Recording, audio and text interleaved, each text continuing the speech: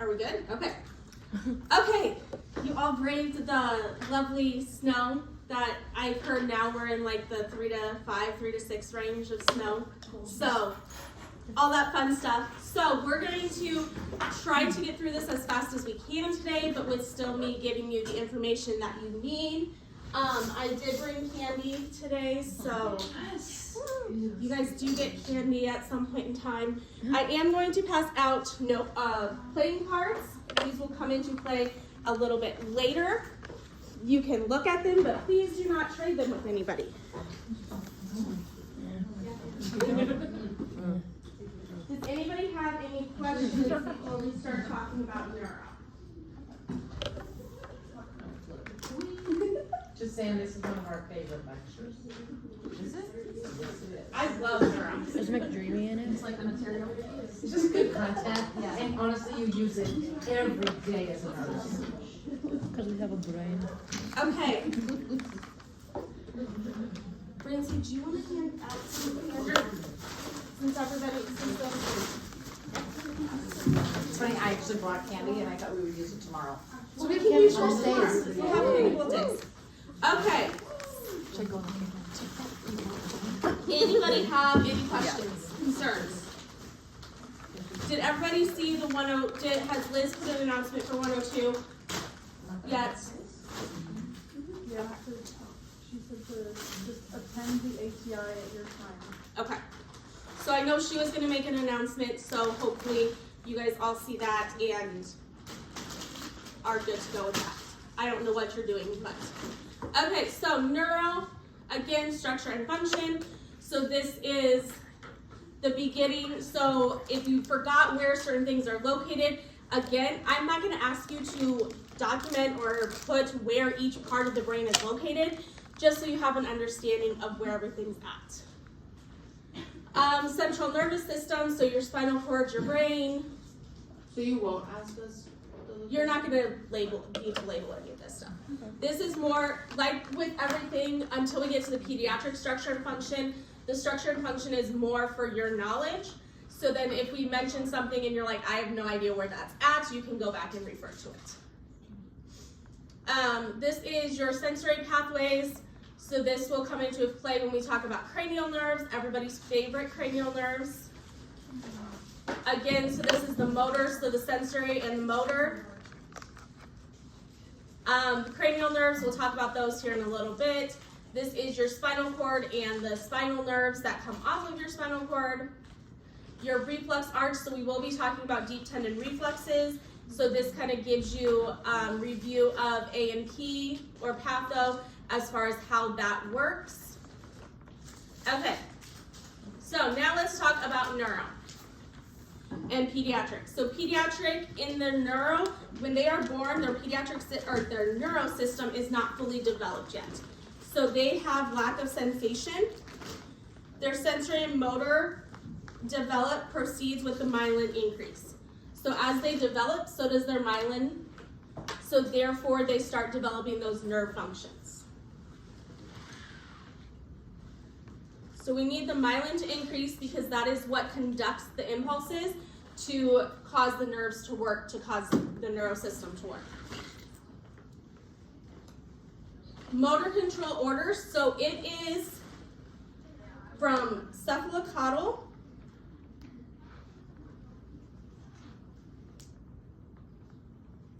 to proximodistal. It would help if I could spell correctly today.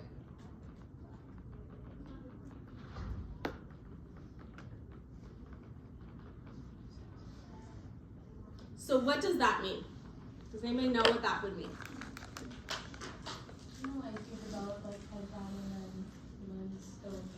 Yeah, so we start with the head. So we start with the head in the middle and then we go out. So all of the development starts with the brain, the head, the spinal cord, and then it moves out. So the extremities are the last piece that start developing that full functioning neurosystem. As they get older, their milestones become more complex and more coordinated.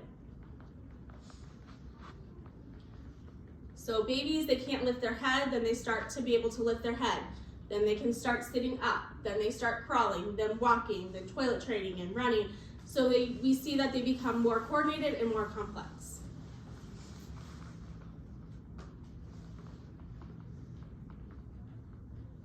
A couple things with the aging adult. So as you age, you start to develop atrophy. So you can lose some of those neurons in the brain.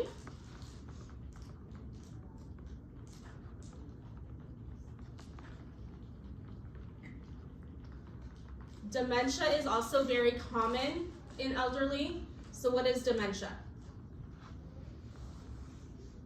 Progressive loss. Progressive loss of what? Memory. So it's commonly seen in elderly patients. It's that progressive loss of memory. Most of the time it's your short-term memory that goes first and then long-term. Their nerve conduction is decreased by 5 to 10%.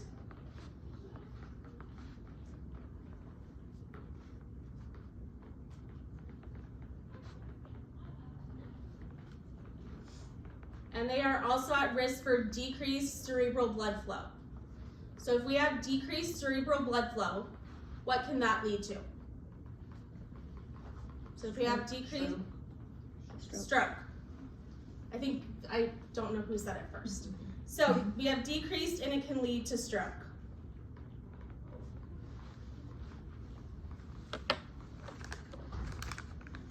So that's where you see a lot of strokes that happen in elderly patients or in the aging individual. Okay, so subjective data, health history questions we're gonna ask. So we're gonna ask about that headache again. So we talked about that with the head and neck. We're also gonna ask it in terms of neuro. So what does their headache feel like? Is it the worst headache they've had in their life? Where does it hurt? With that, have they had any head injuries? So have they gotten a concussion? When did it happen? Is it in correlation to their headache? Do they remember what happened with their head injury?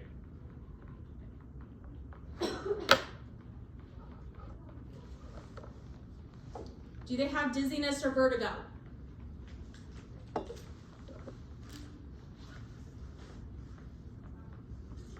Have they ever had any seizures? If they have, do they have any precipitating factors? Maybe every time they get a fever, they have a seizure.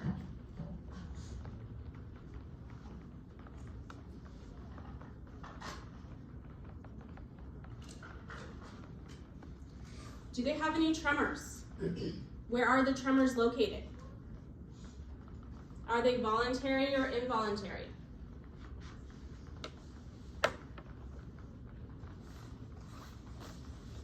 They have tremors. When did they start?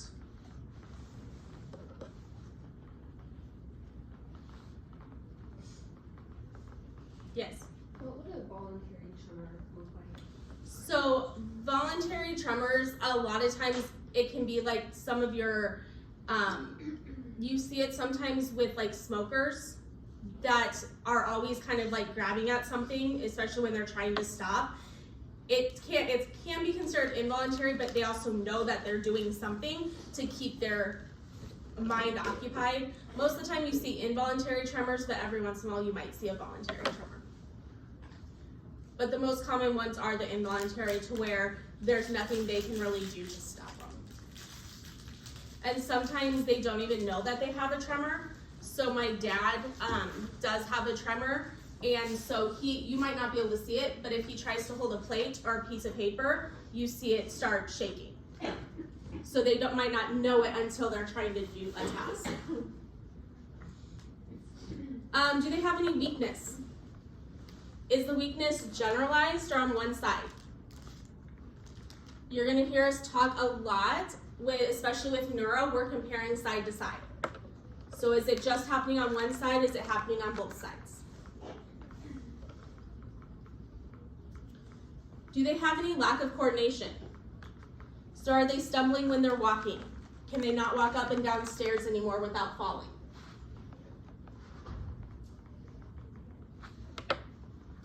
Any numbness or tingling?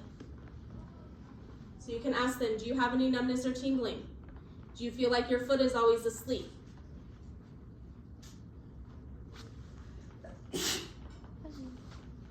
Some people also say it feels like pins and needles on their feet or their extremities. Do they have any trouble swallowing? Why would we be worried about trouble swallowing when we're talking about neuro? What? Parkinson's. Okay, so it could be like Parkinson's. What controls our swallowing? What? It's one of the cranial nerves. It's a cranial nerve. So cranial nerve, it also goes back to our brain. So if our brain isn't functioning right, we see a lot of times with stroke patients, depending on what part of the brain the stroke happened, they start having trouble swallowing because everything is ultimately controlled by the brain. Trouble speaking. So same thing. Do they have trouble speaking? Do they say words that they don't intend to say?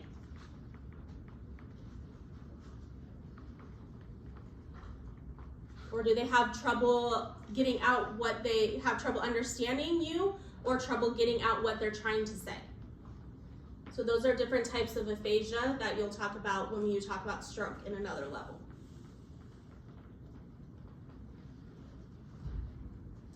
Any significant past history.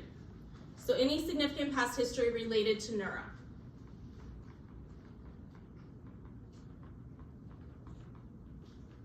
And then any environmental or occupational hazards. So military, we see that a lot where they're exposed to insecticides or environmental hazards. We see that a lot with increased in air pollution, so your bigger cities.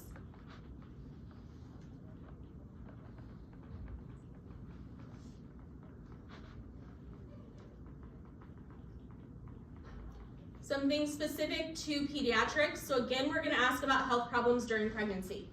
Did mom have any problems during pregnancy? Did she do any alcohol or drugs? Did she have high blood pressure or diabetes? All of those can relate or affect the development of baby.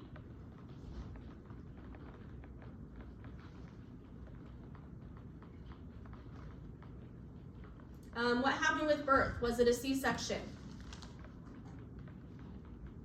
Was it a natural delivery? Was it term or preterm?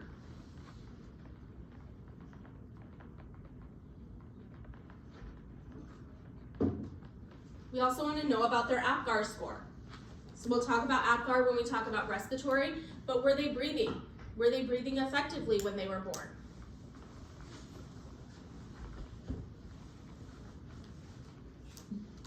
What was that, APGAR score? APGAR, A-P-G-A-R. Okay.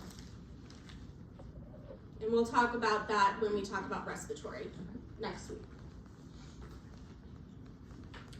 Reflexes. Are all of their reflexes intact?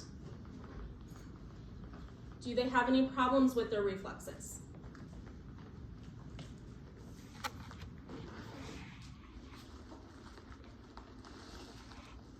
Any balance issues? How would we check balance issues on pediatrics? How would we know if balance is a problem? Especially maybe a kid that's just starting to walk. How would we know if balance is a problem? When they have frequent falls. Okay, so potentially frequent falls, but if the baby's just starting to walk, do they fall a lot? Yes. They fall a lot. So a lot of times have they decreased in their balance? So were they able to walk just fine and now suddenly they're falling? Or were they able to sit up and now suddenly they can't hold themselves up? So it's kind of going back to what their last normal baseline was.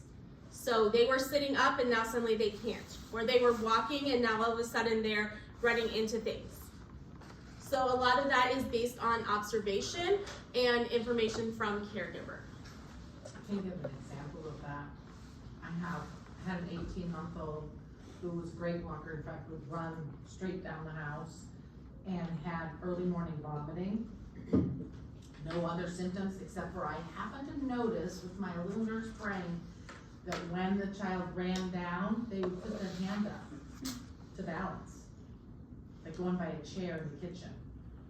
And I was like, they didn't used to have to do that just 2 weeks ago. But they would have to catch themselves a little bit and push off to keep running, to push off. That actually ended up what was being diagnostic for a brain tumor. So these little tiny assessments that we don't think are a huge deal, that actually made it so that we got early, whatever it's called, diagnosis. Early and diagnosis. MRI. So a lot of times with kids, you have to really pay attention to, is there something different? Even like Francie was saying, even just a little difference can mean a lot, especially in kids. So you're looking for even those subtle things. Have they ever had a seizure? When do they have seizures? Do they have febrile seizures? So every time they get a fever, high fever, they have a seizure. Is there a family history of seizures? A lot of some seizure disorders are genetic or have a genetic component. So we want to know, is there a family history of seizures?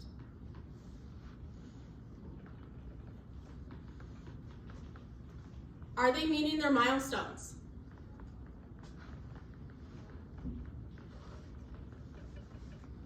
Are they growing like their siblings or like kids around them? Again, we don't want to compare them to other kids their age, but if you have a 4-year-old that is running and can kick a ball and you have another 4-year-old that can't run yet, okay, we're going to kind of compare and be like, okay, is this normal for that developmental age? Is there something else going on? Lead exposure. Are they in an area that they're exposed to lead? You guys will talk about this a lot in 200, or not a lot, but more in 200. You'll do lead screenings at schools. Omaha, especially North Omaha, is a high lead environment. So we do have federal funding for lead screenings. So we do help with lead screenings at schools. Learning problems. Are they having trouble learning? Do they have hyperactivity or can't concentrate? And when we say that, is it different than others their age? I have a 4-year-old. I try to get her to pay attention and concentrate, to do 5 minutes of something. We get to that 5-minute mark and it's like, it's all over. We can concentrate for a little bit, but that's a normal 4-year-old. Their attention span is very small. They change activities frequently. So that's why it's important to know what is happening with each developmental age and each cognitive age. Are they playing sports? Do they have the coordination to play sports? Have they ever had a concussion?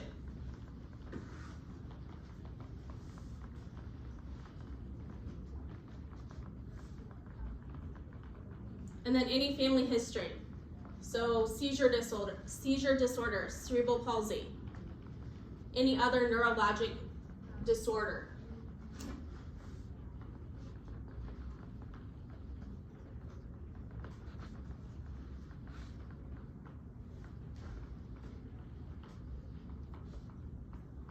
Some specific to aging, so dizziness. When is their dizziness happening? Is it when they first stand up? Is it when they're sitting? Does it affect their ADLs?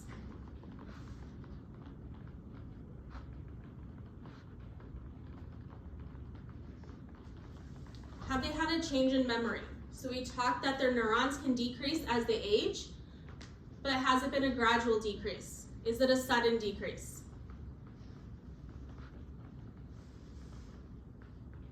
Especially if it's a sudden decrease, a lot of times we look, do they have an infection?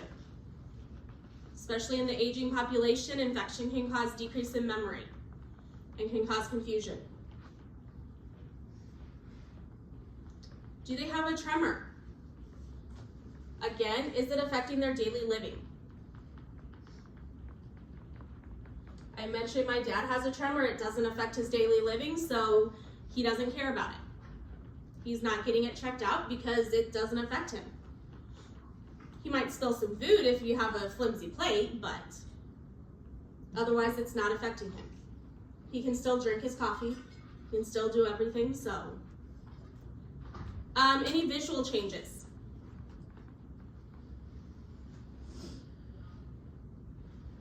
Is it due to weakness, loss of consciousness?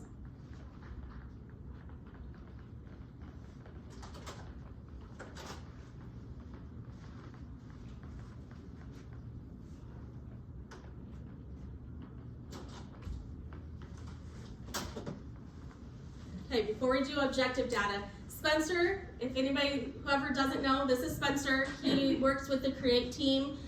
He's just coming to watch me teach, so you guys can ignore him. Or you can say hi to him, it doesn't matter. He's very friendly. They're very friendly. They're very friendly. We are recording, so in case afternoon class or those that couldn't get here this morning, so. Okay, any questions on subjective data? Okay, so let's move on to objective data. So when we are doing a neuroassessment, we usually do it in the same sequence each time. So we're going to look at their mental status. Then if we need to, we'll talk about we do their cranial nerves. We look at their motor system, their sensory system, and then their reflex. We're gonna talk about each of these individually on the next slides, but this is generally the order. We wanna make sure their mental status is intact before we move on to, can you feel me touching your face? Can you move this arm? Because if they're confused and don't know what's happening, we're not gonna get accurate data. So we need to make sure that their mental status is intact before we move on to other things. So one way we look at mental status and their level of consciousness is called the Glasgow Coma Scale. So this looks at your mental status and level of consciousness.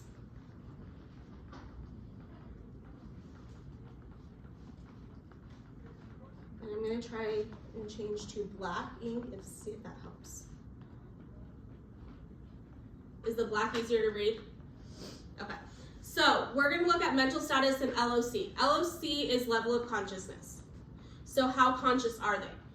This is a scale that you're gonna see in any acute setting. So any place in the hospital, you're going to see the Glasgow Coma Scale. So we're looking at their eye-opening response. Can they open their eyes spontaneously? Do they just open it to speech? How is their verbal response? Are they oriented? Are they confused? And then their motor response. Can they obey commands? Do they have abnormal flexion or extension? So for this test and for this class, you just need to know what we're assessing with the Glasgow Coma Scale. So we are looking at their eye opening, their verbal response, their motor response. You're not going to have to grade someone or give someone a score for this class, but it's important to know and understand what is all involved in this because you will see it a lot. Does anybody follow like Omaha Scanner on Facebook? You might see GCS of 15 or GCS of 5. This is what they're referring to. So you see it in your everyday life. You might hear it, especially now with Facebook and social media, but this is what they're talking about. Okay, now everybody's favorite, the lovely cranial nerves. So those playing cards that I handed out to you, everybody should have one because we are a little bit smaller class. We're gonna kind of pair up into more than just your person with the same number. So you're gonna find the other student that has the same number as you have. In your group, you're gonna take 15 minutes to answer the following about each of your cranial nerves. So the name, is it sensory, motor, or mixed? The function, and how is it tested? Now, since we have a smaller group, so 1 and 2 are gonna be paired, 3 and 4, 5 and 6, 7 and 8, 9 and 10, and 11 and 12. 11 is the jack, 12 is the queen. So go ahead and find your partners, and then you're gonna do this. So 1 is cranial nerve 1, 2 is 2. So 1s and 2s, we'll do cranial nerve 1 and 2.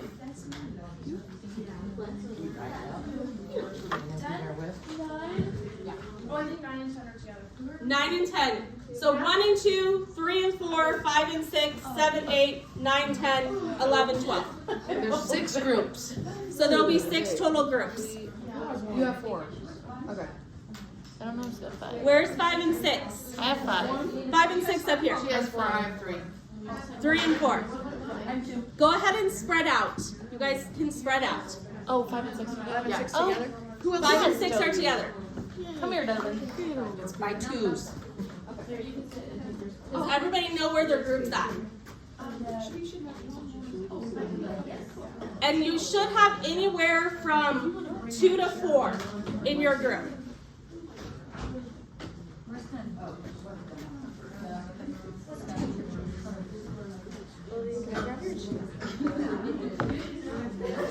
Some groups will only have 2, some will have 4, just by the way that I divided it. Oh, just scooch all the way over.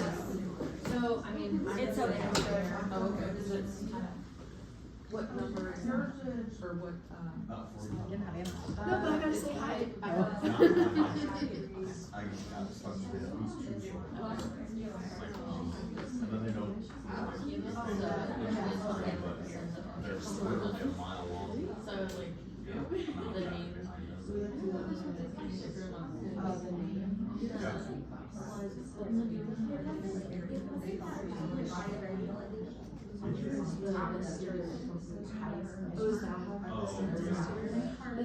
So this is just kind of where it is on the brain, at least in the brain.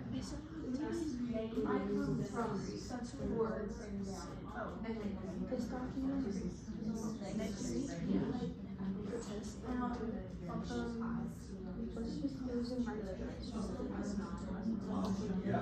Okay, yeah. Let me ask if, so we have to learn the cranial block. Hey Joy, are we, for the exam, are we gonna need to know the all cranial nerves and their, big yes.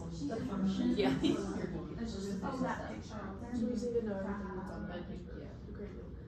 Right. There's a lot of things.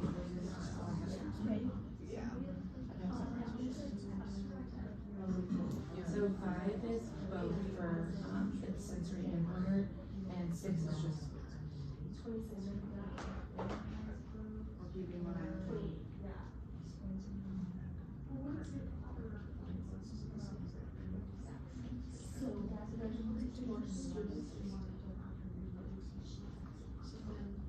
So to test the 5, or no, excuse me, to test 6, you do the external rectus, so you just have them like look to the side up and down. So it's, you type the rectus, and then sit on that side and says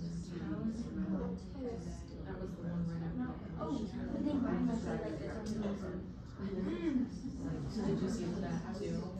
Oh, yeah.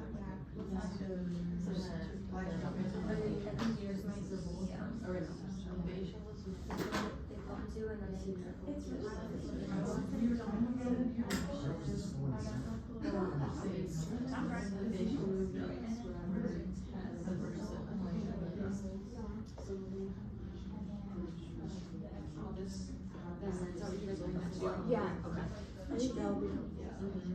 Typed in something that took me. I think I did something wrong with that. I think for just like have them open and close their jaw. And so and then have the other sensory. How small stuff.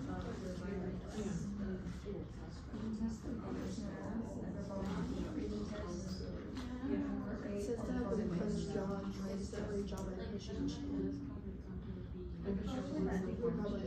Oh, like they have a Yeah.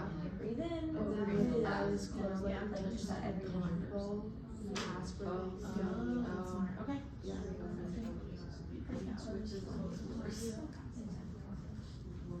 So the clench, or like you'd have them try and open their mouth while you put the like chin up. Okay. Oh, so tall. Some diarrhea. And if you need more candy, there is more candy over there, so feel free to grab more candy. Oh, yes, the sixth, also with the, it would be, what's that card, the card? Oh, yeah. What's the other name?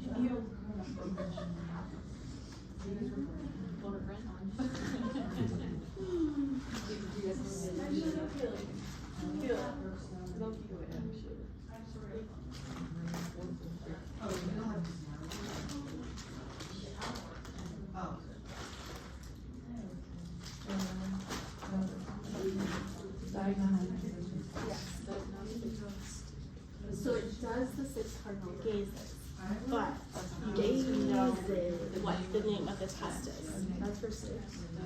Yeah, diagnostic.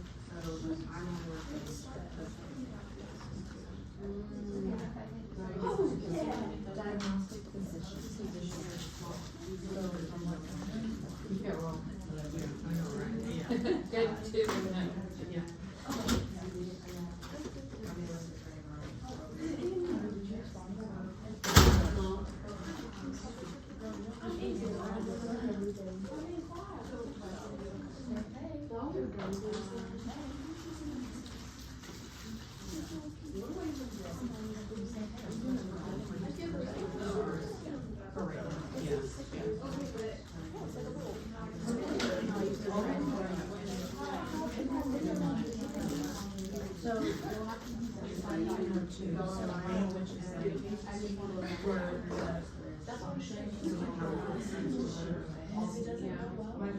Okay, we're gonna give you about 3 more minutes. So if you do need to use the restroom or get up and stretch, make sure you do that now too.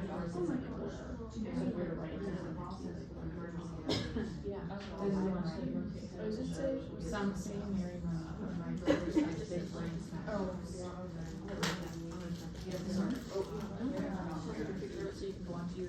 There's like a really good YouTube video to breaking that down. Oh, there is. Okay. I would personally recommend finding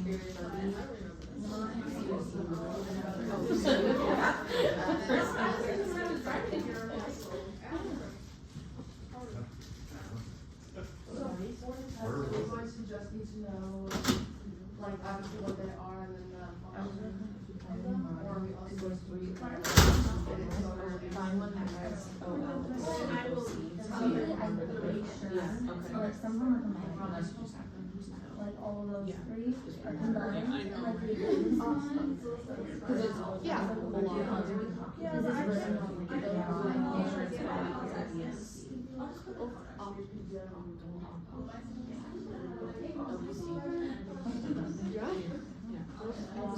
What's that? Yeah. Yeah, but it doesn't say what it is. Oh, right, well, if I can remember it.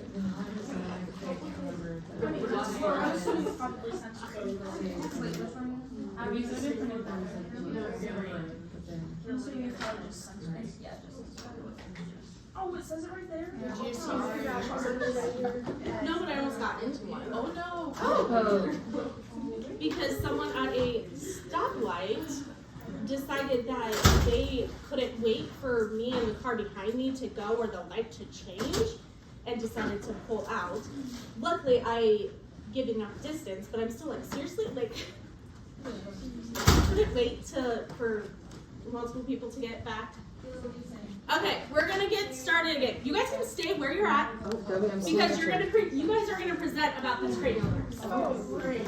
Oh, I will do a blowout presentation. It's very informal. You can stay right where you're sitting and talk about it. It's all good. I'll just move back. So, I had a lot of questions about what do we need to know for the test. So, for the test, you need to know the name, the function, and how it's tested. Now, if you also know if it's sensory, motor, or mixed, it's going to help you to know the function and how it's tested. I'm not going to specifically ask you if it's sensory, motor, or mixed, but you do need to know the function and how it's tested. So if you know and memorize if it's, or learn if it's sensory, motor, or mixed. You're gonna know and be able to figure out how its function, what its function is and how it's tested. Yes? To find out how it's tested, do we just look that up? So it's in the book. It is, okay. It is in the book. We're gonna go over them all right now. Oh, perfect. So, you will get all the information you need right now from your classmates. Oh, right. Sorry. You're good. You're good. It's Monday morning. It's snowing. It's good. Okay. Who had number 1? I do. Okay. Is it sensory, motor, or what's the name first? Olfactory nerve. Okay. Is it sensory, motor, or mixed? It is sensory. Sensory. How is it? What is the function? Smell. Smell. And then how do we test it? So we have the patient close the eyes and have him smell something recognizable like coffee, vanilla, or cinnamon, Okay. and we test one nostril at a time. Okay. So test one nostril at a time, plug the nose. So same way we did the nasal patency test last week, you do the same thing, only this time their eyes are closed, you have a scent. Okay, who had number 2? I did. Okay, what is number 2? It's the optic nerve, and it is sensory, and it is vision. And you can test it with the smell and eye chart, or you can do like the visual field testing for peripheral vision. Okay. What is the visual field testing for peripheral vision called? Oh. Wait, no. Anybody can answer. Does it start like a C? It does start with a C. Confrontation. Confrontation test. So confrontation test to test their peripheral vision. Okay, who had number 3? I did. It was ocular motor, Okay, and it is mixed. The function is like extraocular movement, so like opening and closing the eyes or squinting. And then you test it by checking the pupils and the 6 cardinal positions. okay. 6 cardinal positions. So what else is that test called? Diagnostic Diagnostic positions test. So remember, it tests the 6 cardinal gazes, but it's not called the 6 cardinal gaze test. It is the diagnostic positions test. Okay, who had number 4? Okay, We have the trochlear nerve, it's a motor, and then it's the downward and inward movement of the eye. And then to test, you would check the pupils and also the cardinal positions. okay. And then we're gonna skip 5 and go to 6, and then I'll open up the rest of the slide. So who had 6? Number 6. Okay, what is number 6? Abducent motor, Okay, and then it is motor, and then okay, you do the diagnostic position test. okay. So all 3 of these nerves do deal with the eye. So you're gonna do the pupil response, you're gonna do the 6 cardinal gazes for all of these. It just depends on which one you're testing as far as which way the eye moves.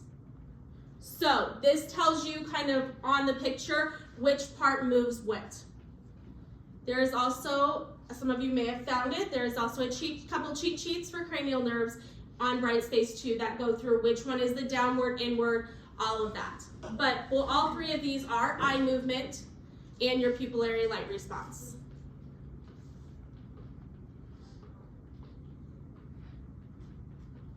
Okay, who had 5?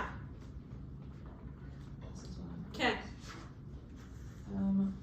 5 is trigeminal. It's mixed. And for sensory, just the test to do is have patient close their eyes and place cotton ball randomly on face, see if they feel it. And then for motor, have patient try to open their mouth while the provider pushes the chin up. okay. So, trigeminal, when you think of it, you have your trigeminal nerve. What does tri mean? 3. So you're testing in 3 different spots. So you're putting a cotton ball kind of right above the eye on the side, below the eye, and then kind of where the mouth is. We're seeing, can they feel that touch? And then like she said, we're gonna see, can they chew? And then can they keep their mouth closed when we're pulling down on it? So can they keep their mouth closed when we're pulling down on their chin?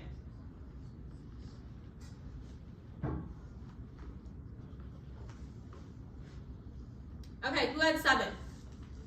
What is 7? It's the facial nerve. Okay. It's mixed.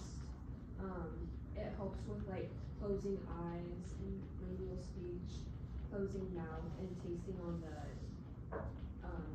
front 2/3 of the tongue. Okay. Also, saliva and tear production. You can test it by noting mobility and facial symmetry by having them like smile and frown, closing their eyes tightly, and then trying to open it and see if they can like use their eye muscles to keep it closed, and then or their facial. And then lifting, see if they can lift their eyebrows and show their teeth, and puff out their cheeks and push their hair. Okay.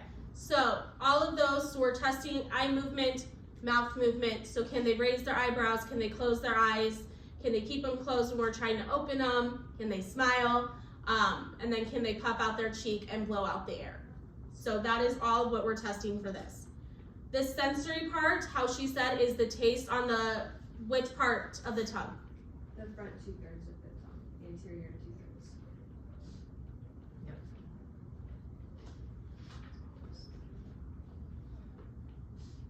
So taste on the anterior 2/3 of the tongue, so the front of the tongue.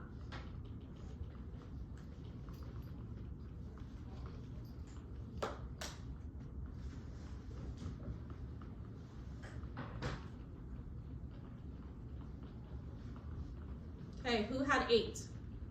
Okay, That's the vestibular cochlear, or the acoustic one, and it's sensory. And this is your hearing and your equilibrium. And then to be able to test this, you can do the whisper test, or you can just see if they can hear a normal conversation. okay. There we go.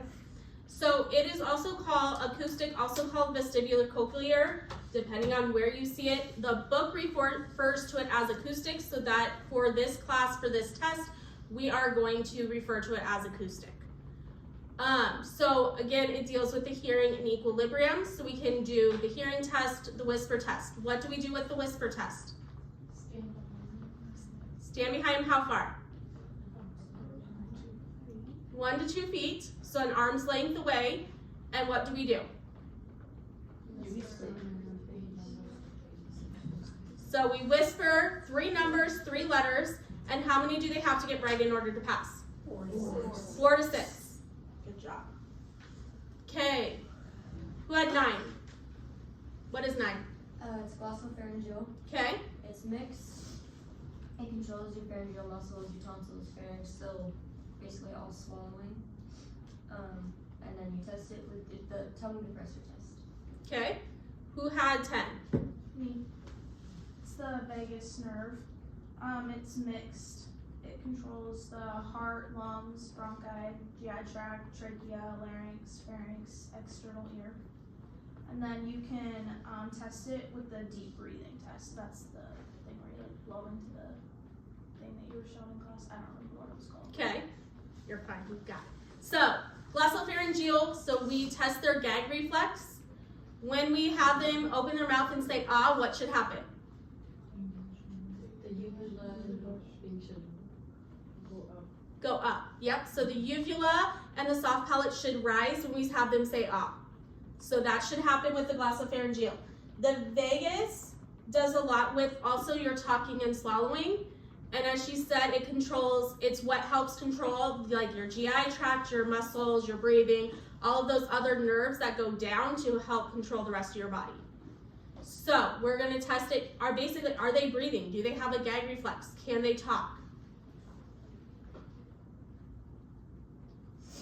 Okay, who had 11? So 11 is the accessory nerve. It's gonna be motor starts.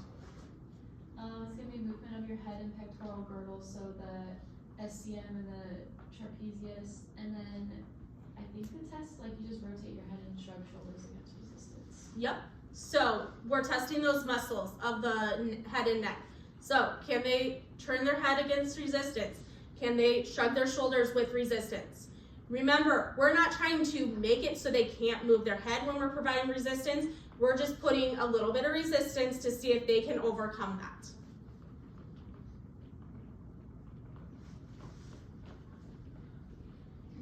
And then 12. It's the hypoglossal nerve, it's motor function, and it's like with tongue movement, somatic speech, and like manipulation of foods. And you can test it by if they can like stick their tongue out and like protrude their tongue. Yep. Or like you can just inspection of it. Like Okay. if there's like atrophy or like articulations on the tongue. Okay. What else can you test with the hypoglossal?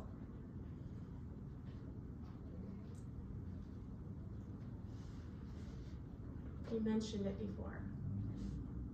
Is that taste on the back of the tongue? So it's also taste on the back, but it's also you're testing lingual speech. So can they say something like light, tight, dynamite? So you're testing that lingual speech. Can they pronunciate their words? I know you guys talked about it because I heard you guys mention it when I was walking by. Yeah, we didn't know what that was. Yeah, so that's the lingual speech. So you have them say light, tight, dynamite to see if they can enunciate those words so that they can get that tongue movement to say those words. Yes? Is this one the posterior 1/3 or is it glossopharyngeal? Hold on. Sorry, glossopharyngeal is the posterior 1/3. I said that wrong. My bad. So glossopharyngeal is posterior 1/3 of tongue.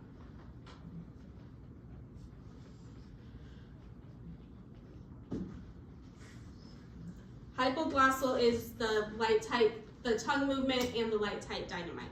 So the lingual speech and tongue movement. So the glossopharyngeal is the posterior 1/3 of the tongue. The hypoglossal is the tongue movement and this lingual speech.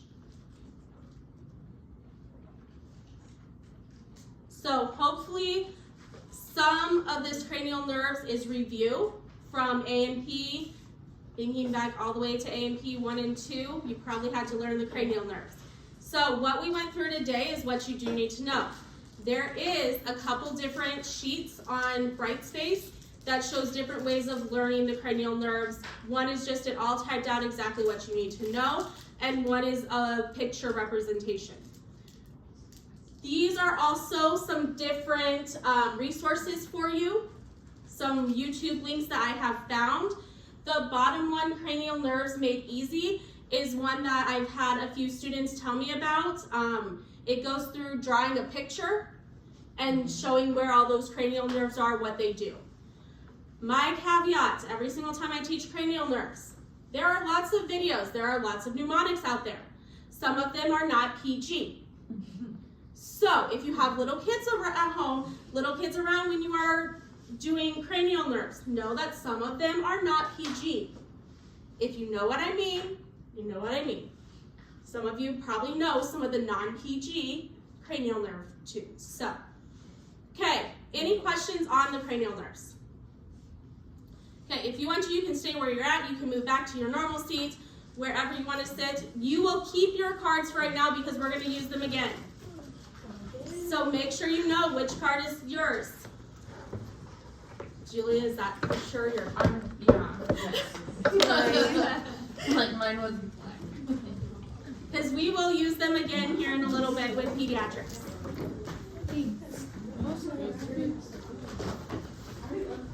Is that mine? You're in someone's. Just don't find that. I got it. We're good. Okay, we're still good. We're still recording. Yeah, we're Okay. good. Yeah. Sit up on the ceiling. Yep, she's fine. So it's all good. Okay, so we talked about the motor, or we talked about mental status. We talked about the cranial nerves. So now we're going to go into motor system. So we're testing the muscles. When we are testing the muscles, what is normal muscle function? What do we grade it at? 5. Meaning what? 100% range of motion against resistance and gravity.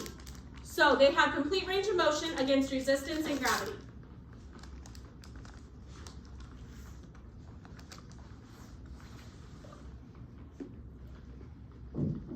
So again, just like we talked about with musculoskeletal, we're going to inspect and palpate the muscles.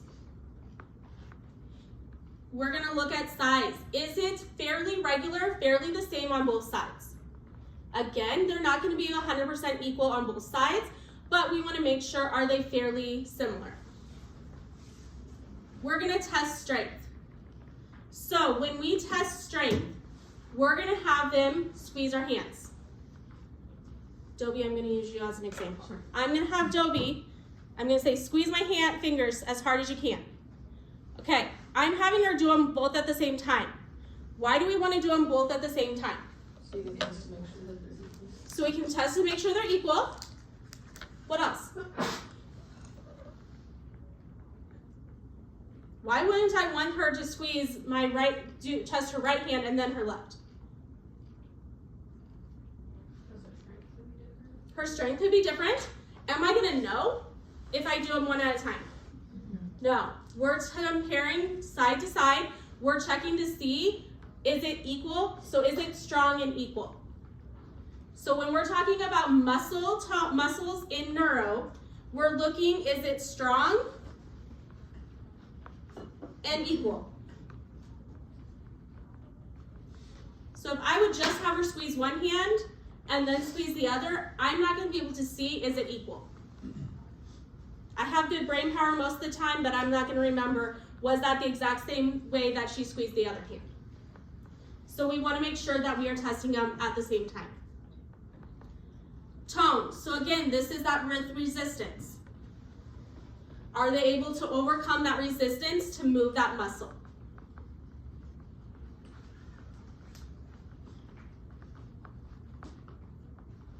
And then we're going to check, do they have any involuntary movements? So as you're inspecting, are they twitching their arm? Is their arm shaking? Is their head shaking? Do you see any involuntary movements?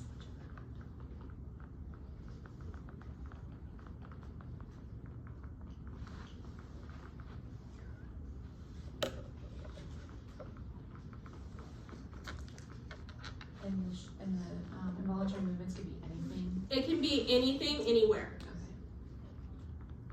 So you can notice a tremor in their leg, in their arm, in their face, in their head. Any of those are involuntary movements.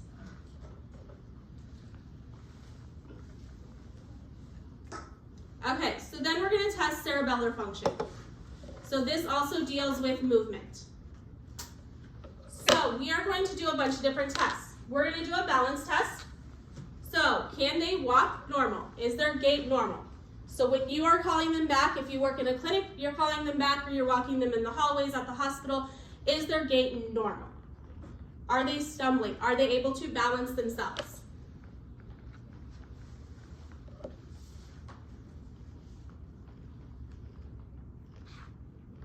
We're also going to see, can they stand on one leg? A lot of times we're going to let them hold on to something when we're seeing, can they stand on one leg? What happens when they stand on one leg? Do they stay in one spot? Do they lean to one side?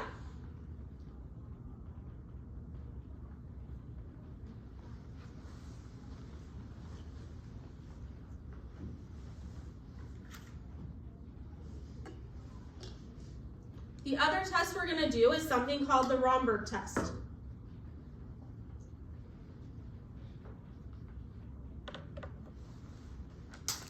So this one, we are checking their balance. So they're going to stand. Sure, you can come up here. Francie's going to be my demonstrator. So I'm going to have you stand on that side. I'll face them. Yes. So we're going to have Francie stand with her feet together, arms at her side, eyes closed.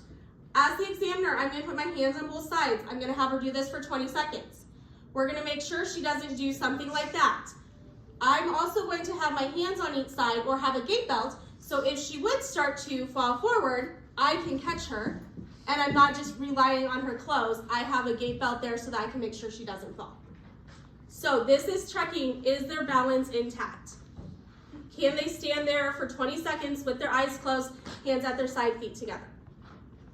This is the Romberg test. Thank you. What's the tandem walking? Have we gotten to I'll that? demonstrate it. We haven't, I was getting to that right now. Got it. So tandem walking is, can they walk heel to toe? So bring their heel to their toe, So what Francie is doing right now. Bring their heel to toe. A lot of times if you've ever watched cops, Sobriety test. that's the sobriety test. Can they put their heel to their toe? We don't make them count backwards or do their alphabet backwards, but we do make them walk heel to toe. So that is called tandem walking.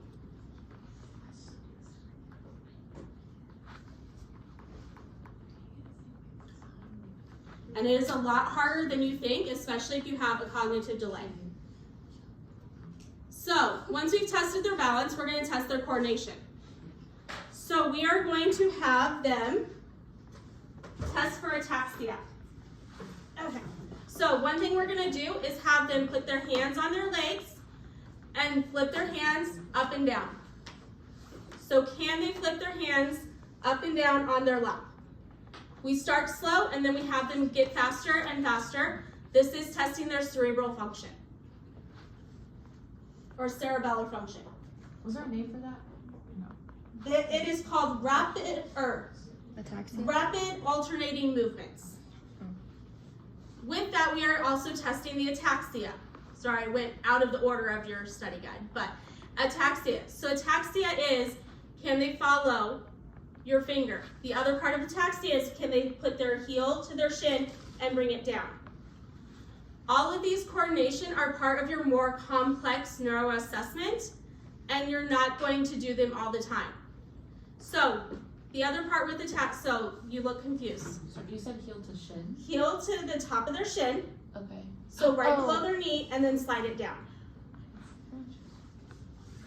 Oh. No, so heel to their top of their shin, and then slide it down. You're looking, can they do that movement, or can they go like, do they like go off to the side? Can they make it a smooth movement?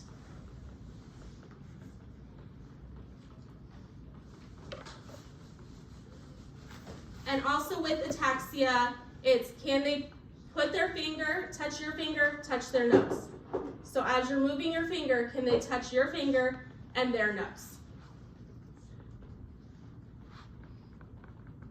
At the same time? Or like touch your finger then nose? Yeah, so touch the examiner's finger, then touch their nose, examiner's finger and nose. And you're moving your feet? You're moving your finger as you do it to see if they can follow it. And we're gonna do all of these tomorrow in lab. So you will see, some of them they sound like they are super easy, but if you start doing them, imagine if you were sick or you're half asleep trying to do them. That's sometimes the way people are all the time. So they seem easy, but they are more difficult. Sorry, what was the touching the nose and then fingers? So that's testing for ataxia too. Ataxia. And the shin one was called ataxia too? Mhm. Okay. So all of these coordinations are testing for ataxia, which is basically poor muscle movement, poor muscle control.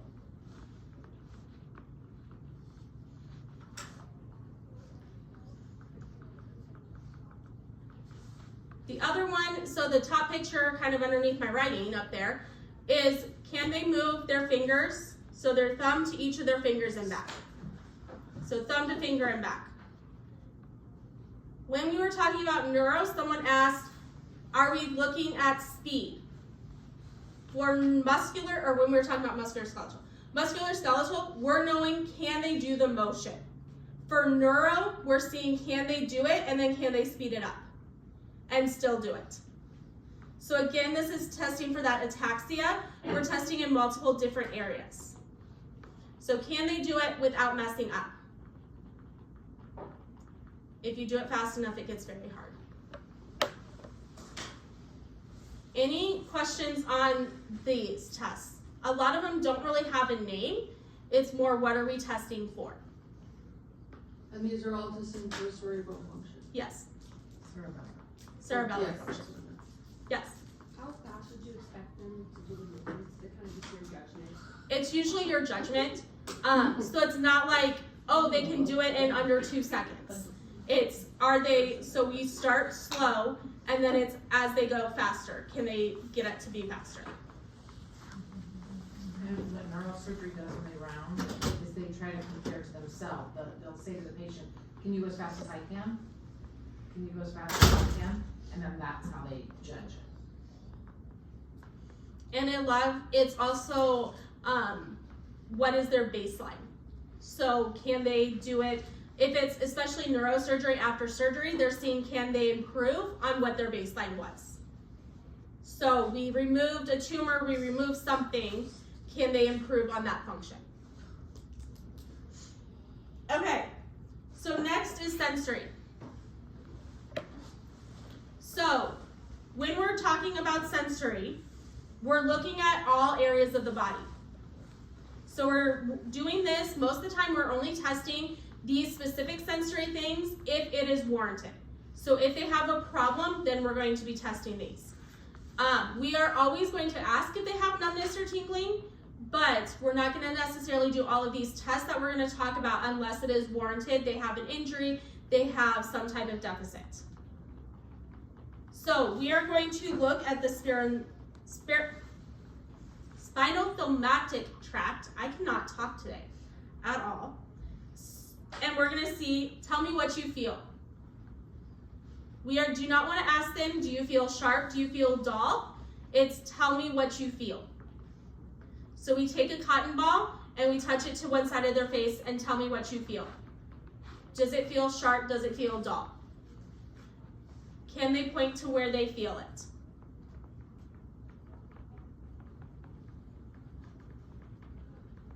So you can give them sharp, dull, but. So what you're going to say at the beginning is, I'm going to touch a part of your body with something. It's either going to be sharp or dull. I need you to tell me what you feel. So you're not just saying, tell me what you feel. You're kind of giving them those guidelines at the beginning, but you're not going to say, does this feel sharp or dull when you do it. Okay. So we are doing the soft, so we can do the light with the cotton ball. The sharp and dull, we use a tongue blade. So the curved edge is dull, and then we kind of break it and see if they can feel the sharp. We're going to do this on different aspects of their body. So a lot of times we do it on their hands and their feet first. Why are we testing their hands and feet first?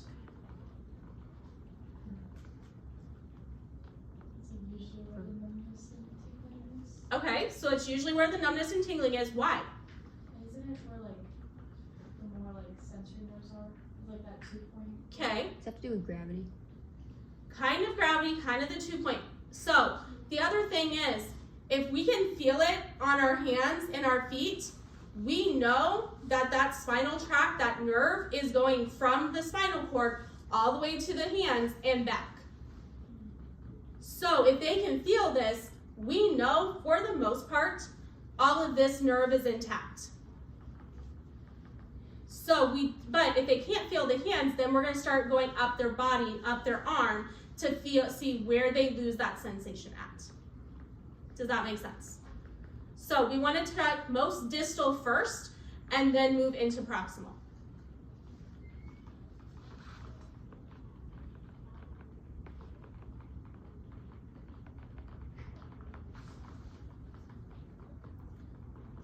Then we're going to test the posterior column tract. So this is, can they feel vibration? So do they feel vibration? Again, we're going to test in the extremities. So we're going to test their feet first, or their hands first. We're going to use that lovely tuning fork that we used last week. So we're going to hit the tuning fork, see if they can feel it. On a couple of you last week, when you were having issues with it, you probably saw me putting it on your hand, putting it on the back of their hand. So that's what, we were already testing this vibration, but that's one place that you can feel it so that you know what you're supposed to be feeling for.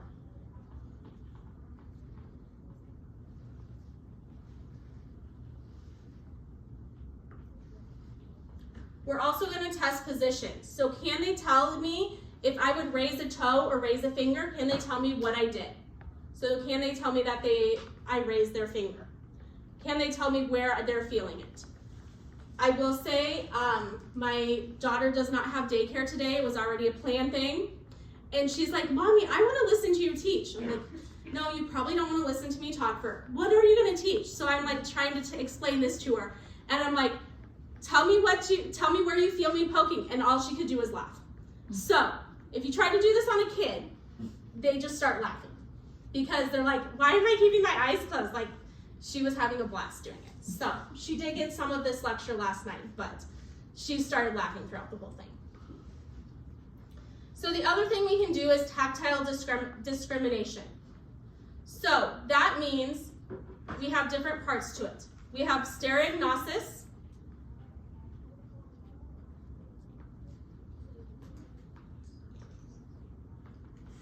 So with their eyes closed, we put a common object in their hand. They feel it and have to tell me what it is. So these are all parts of tactile discrimination. So we put the object in their hand with their eyes closed. They have to tell us what they are feeling.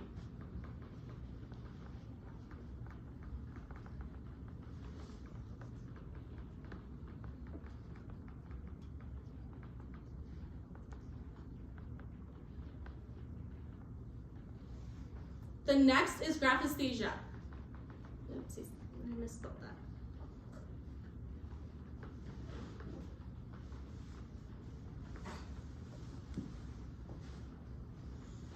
So this one, again, with their eyes closed, you write, not actually write, but you draw a number in their hand and they have to tell you what you wrote. So if you think graphing paper, writing, you have to write a number. And they have to tell you what they wrote, or what you wrote. So stereognosis is an object, graphesthesia is you're writing something.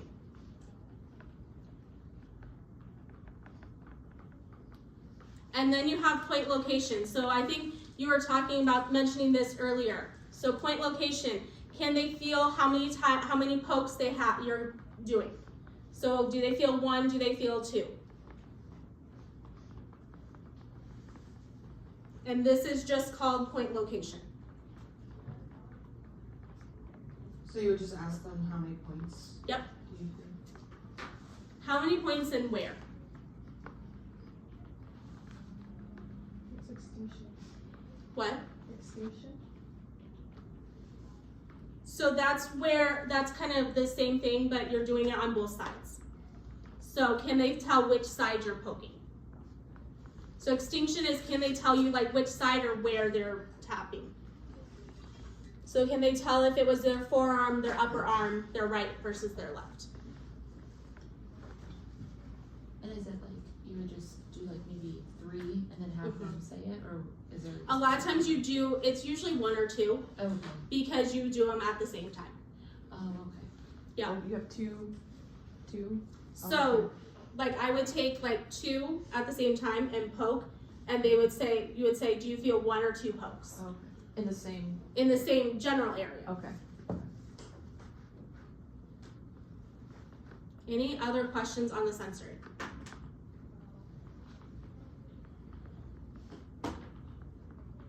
Okay. So now we're going to move to reflexes. So when we are talking reflexes, we're talking about that reflex arch, that reflex response. So when we are doing this, we want to make sure the patient is relaxed. We want to make sure that we are trying to distract them from anything that they are trying to see.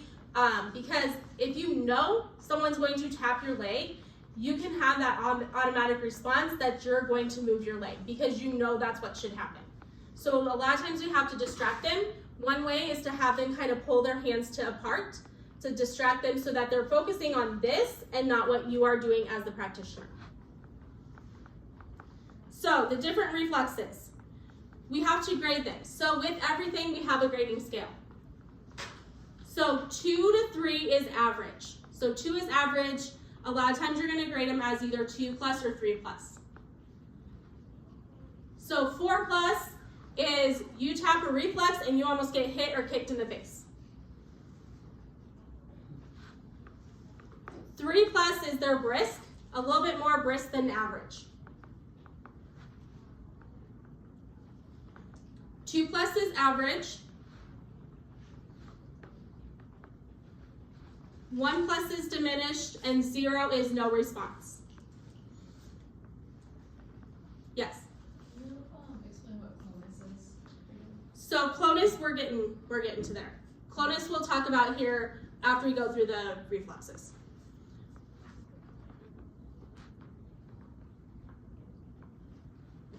So after we talk about all the reflexes, I'll explain what clonus is. So 0 is no response.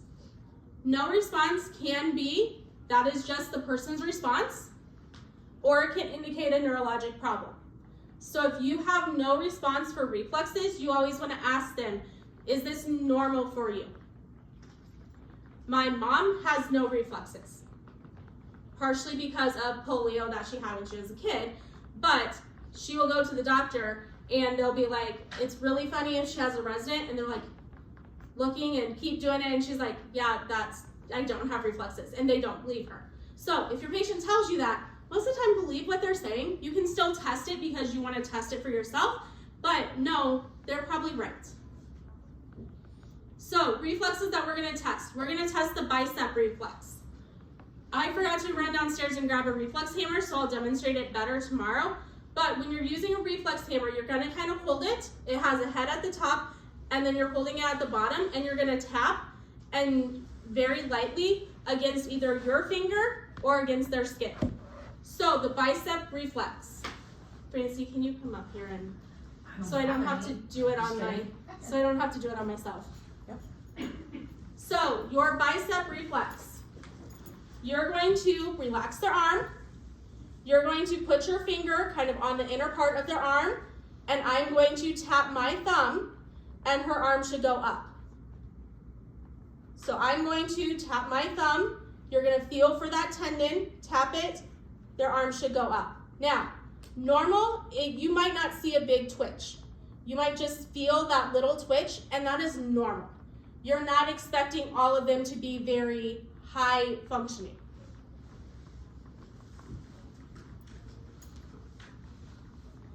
The next one is the tricep. So this one, you really have to have them relax their arm. So relax it. You're going to tap kind of right in that indent up here. So I'm going to tap. Her arm is going to go out. So I'm tapping here. I'll do it for you. I wasn't expecting you to do that. We always do this horse and pony show. Was not expecting her to do Sometimes I that. club her. No, just kidding. I would never do that. But I have, she grade does 5 reflexes. 4. Oh, grade 4. Depends on what system you're in. So you're going to find that indent. That's where that tendon is. You're going to tap it. Any questions on the bicep, tricep? Then you have the brachial radialis. So this one is harder to do. Jody does this one amazingly. So she's going to demonstrate it tomorrow. But you kind of hold their thumb, relax their hand. You're going to tap right on that tendon, and you're going to see their hand kind of flinch. The other place you can do it is right on the back of their wrist, and then tap and you see their hand flinch as well. You guys will do reflexes tomorrow. Some of these are more flexive than others. You get more of a response than others, and that's okay. So then you have the quadricep reflex. Oh, we got me to test you. You can test me because mine. She has a good one. So quadricep is also known as the patellar. So this is the most common reflex that you see. So you're going to, I can just do it on myself. You're going to find the tendon area underneath your patellar. You're going to tap it, and your leg should extend out. No, I am not doing that on purpose. My reflex is just really good tonight. So you're going to tap it, it's going to extend out. If the person's just trying to kick you, this is the one where you do that distraction, where you say, hold these while you do it, so that then if you hit it. So she's focusing on this, and I'm distracting her, and it's still working. It still works. Good one. Okay, next one is the Achilles. I'm not letting her do this one on me. I like this one. Okay, so everybody's you're going, I can do it. You're going to tap on your Achilles, and your foot should go out. Now, with this one, if I had my shoes on still, you would not be able to see it very well. So a lot of times your foot doesn't completely flap out. It's very subtle movement. So when you're doing it tomorrow in lab, you may have to take their shoes off in order to be able to see it, because it is a very subtle movement. And then the last one that we're going to talk about is clonus.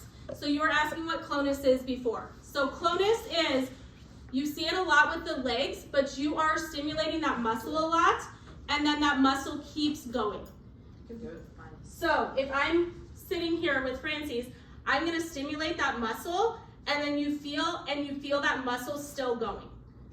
So it's hyperactivity of that muscle. It keeps going after you stop doing that. After you stop. I was No, hers isn't real. I was simulating clonus, but it is real. It's real. Can. One place that you see it a lot is in their eyes. So their eyes will keep going back and forth. It can be a sign of a seizure activity.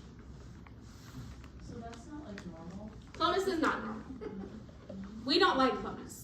Clonus is basically saying that muscle is still contracting even when it shouldn't be. So it's hyperactivity of that muscle.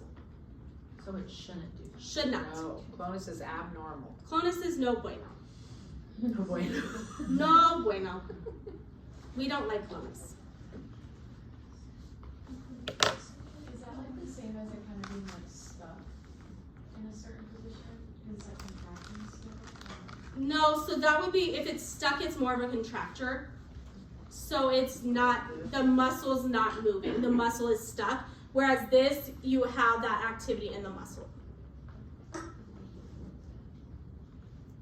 And then the last reflex is the plantar reflex. So, plantar reflex, you're gonna pretend that this is my foot, or here, you can show them on my. So, I can't get my, okay. Oh, did you see that? So that is what is supposed to happen. Your toes curl down. They love using me as an example of this. Because I have good You want to show reflexes. abnormal? Or not yet? This is all Not in video. Well, it's on the slide, so I didn't know. I can't do it purposely abnormal. I have to think too much to do it abnormal. So, Abnormal is this. normal, your toes curl in. Abnormal, they fan out. So plantar reflex. We're going to go over this again because when we get to infants, you're going to get it confused. Plantar, your toes always curl in. Abnormal is they fan out.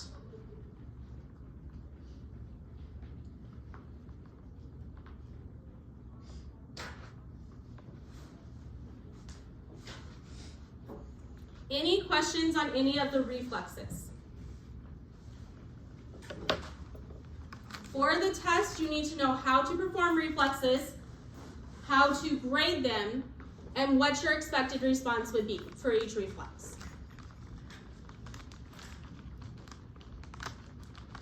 How to perform, how to grade, and what? What your expected response is. Okay. So if I would do the bicep reflex, what am I expecting? I'm expecting my arm to flex.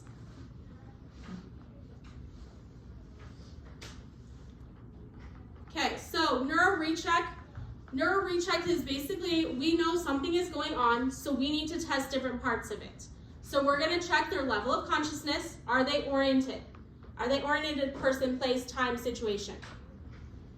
We're gonna look at their motor function, and we're gonna look at their pupil response. Yes? Okay, real quick. With the Achilles, so Mhm. what is supposed to happen? So Achilles, so if this was my Achilles, it's going It's to supposed tap to come out. up. Yeah. Okay. Okay. Like towards your shin, No, away from your body. away from your body. Okay. Yeah. Okay. So it's gonna kind of twitch out. Any other questions on the reflexes? Okay, so when we're rechecking neuro, so we are gonna do neuro assessments multiple times, especially if someone has a cognitive problem. So we're gonna check their level of consciousness, including their orientation. We're gonna check their motor function. So can they squeeze on both sides? Is it strong, equal? What is their pupil response? So is it perla? Is it brisk? This is where we come into needing to know that speed. So is it brisk? Is it sluggish? That deals with your neuro, your cranial nerves. And then their vital signs. So are their vital signs stable? Okay. Any questions on adult neuro? Okay, we're gonna go through a couple slides of pediatric.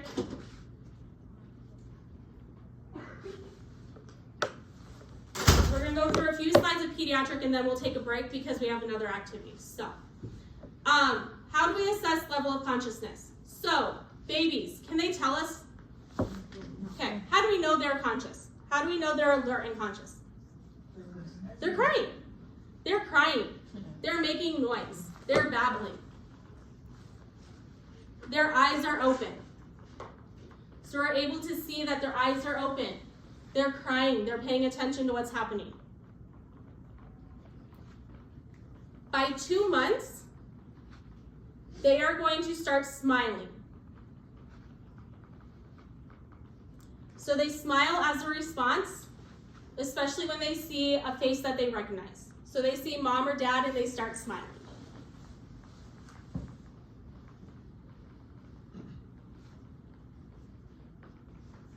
By 4 months, they're starting to babble. Did you not see that for infants? Infants, it's more, so by 4 months, it's like babbling to make sense. Infants, it's more just crying and you're not making, it's not logical babble, if that makes sense. They're cooing, they're making a noise, but it doesn't, you can't understand anything that's coming out of their mouth, besides they're upset about something. 4 months is babbling with a purpose. Yes, babbling with a purpose.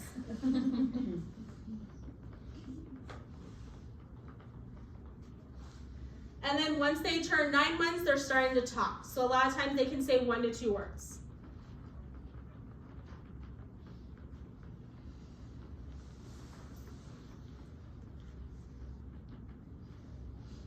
When we're testing this with infants, we're also looking at their behavior. So how do they react to the stimulus around them? Are they appropriate for the environment? Do they have any social interactions? So are they smiling at mom? Are they making some different facial recognitions?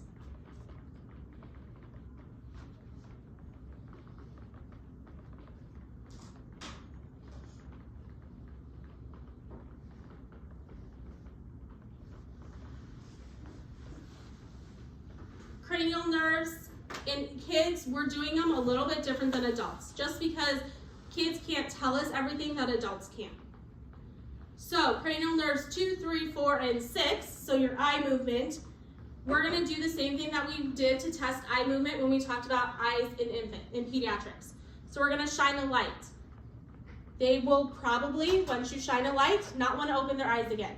So that is our normal response. For the trigeminal, so remember you have that 3 parts that you're checking on the trigeminal nerve. We're testing rooting and sucking. So we'll talk about that reflex here in a little bit.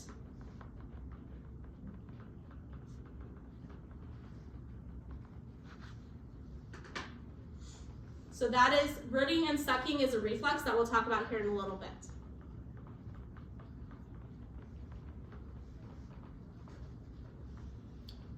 Facial nerves, so are they smiling? Are they crying? We're not gonna be able to tell them, hey, smile at me. We're gonna have to show them a funny object, make a funny face to get them to smile. Acoustic, so do they startle? Do they have a Moro reflex?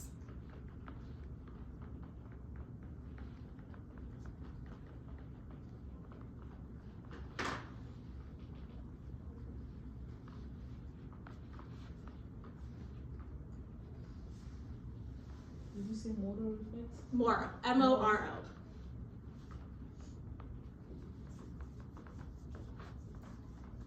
With the glossopharyngeal and vagus, are they able to suck and swallow? So are they able to eat?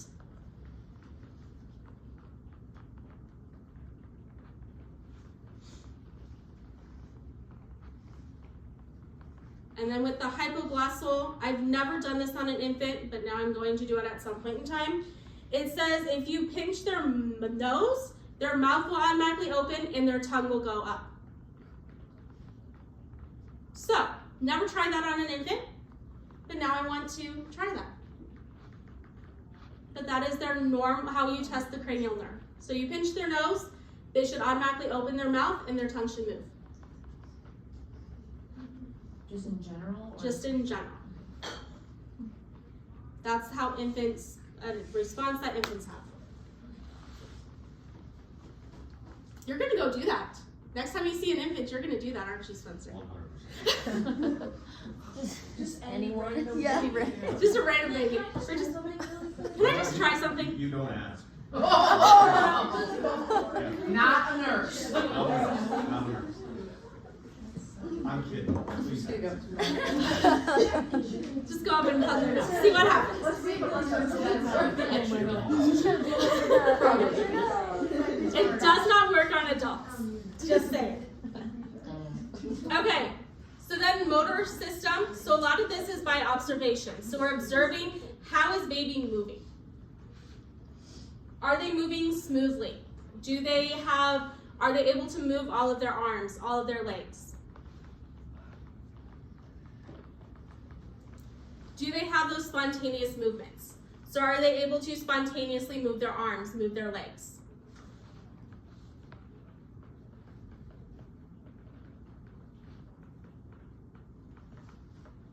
So then we're also going to test muscle tone the same way.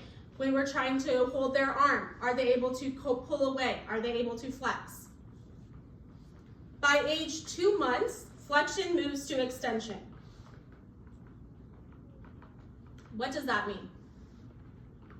Instead of their arms when bending, they're gonna extend. Yeah, so when babies come out of the womb, they're always flexed together. So around age 2 months, you're gonna see when babies are relaxed, they're not gonna be in this position anymore. They're gonna have their arms down. They're going to start moving to extension instead of that flexion. Is that what they call it, the scrunch, the baby scrunch or something? Yes. So you might hear it, the baby scrunch. When you pick up a baby, they kind of scrunch together. They more flex, and then they start to extend. So with their hand movements, at 4 months, they reach for an object with both hands.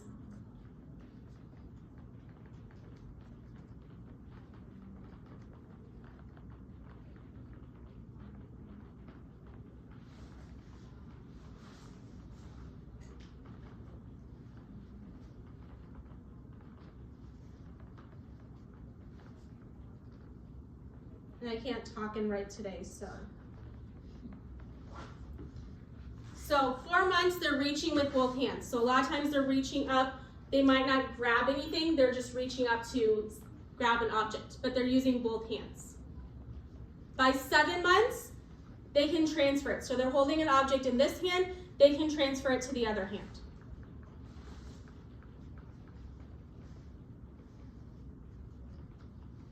And by 9 months, they can grasp an object and start to pull on it. So they can actually have a grasp on an object. If they want that object, you're gonna have a hard time getting it out of their hand. They're also figuring out that they have a thumb that they can pinch objects with. So they're not just grabbing it here, they're also using their thumb to pinch stuff. And all kids are ambidextrous until 18 months. So what does ambidextrous mean? They use both hands equally. So we do not know if they're right or left-handed until around 18 months. Can you spell that word? Is that why you didn't write it on them? I have it written down. Ambidextrous. It should be, it's on our, Is it on your sheet? it's on Okay. the schedule, yeah. Well, I spelled it out there for you.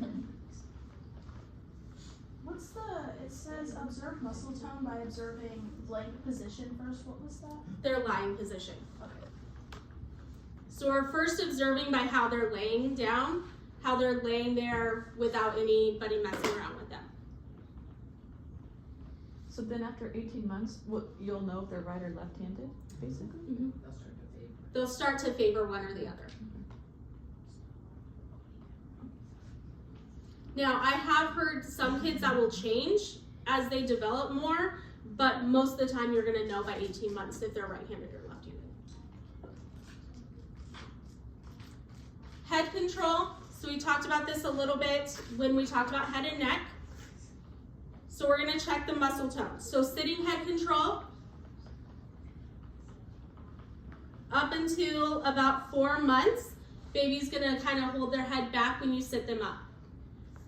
Once 4 months happens, they're going to start being able to pull their head forward. So we're checking the back control. So newborn, when you hold them kind of on their stomach, their head's gonna kind of flop forward. Once they turn to be about 4 months, they're gonna be able to start holding their head up. So it's not gonna just flop forward. So 3 to 4 months when they start holding their head up. So anytime you pull a baby up, their head starts out back here. Once they start gaining that head control, they're gonna be able to hold it up and move it forward.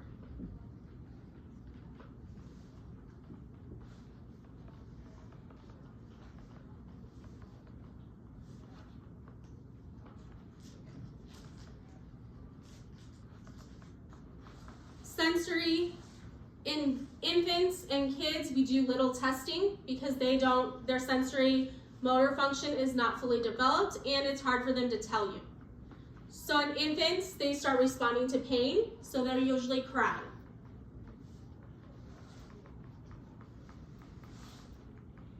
So if they have something painful, they're gonna cry. Once they hit that 7 to 9 month range, they're gonna start pulling away from painful stimuli. So if something hurts, they're gonna move that arm, they're gonna move that leg away.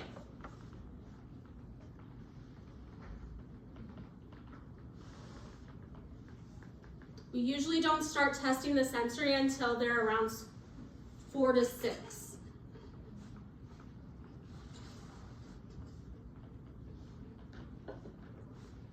Years or? Years, 4 to 6 years. And it still doesn't work because 4 years is about the youngest. Again, I asked my daughter if she could feel, yeah, that didn't go over very well. Okay, so infant reflexes. We're going to take a break here after I tell you this one thing. So infant reflexes are what we call infantile automatism. Does anybody know what that means? Automatic actions. So they are automatically happen. They automatically happen on a timeline. So they happen on a specific timeline for all infants. So they automatically come and go at different time frames. So with that, we're going to divide up. So those cards that you guys have, we're going to divide up. The hearts are going to do the rooting, sucking, and palmar reflex.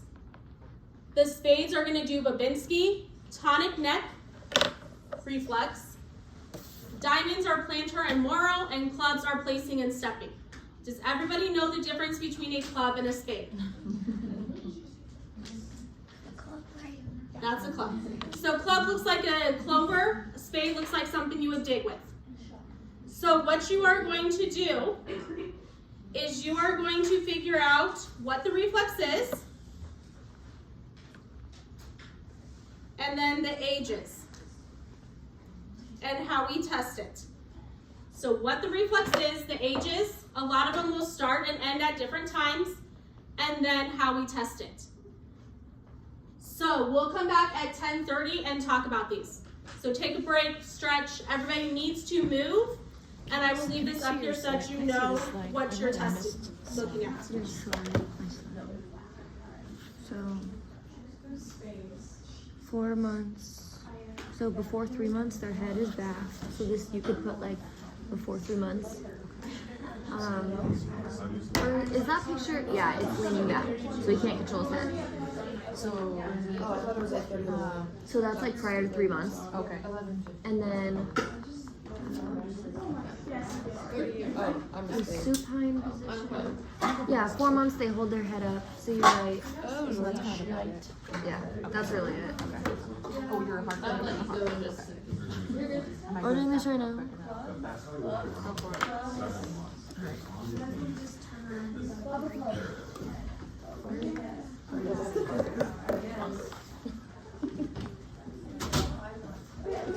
taking a break and doing it. So we're, Oh. so you can either do it and then take a break, or take a break and then. So much easier to balance that way. Yes.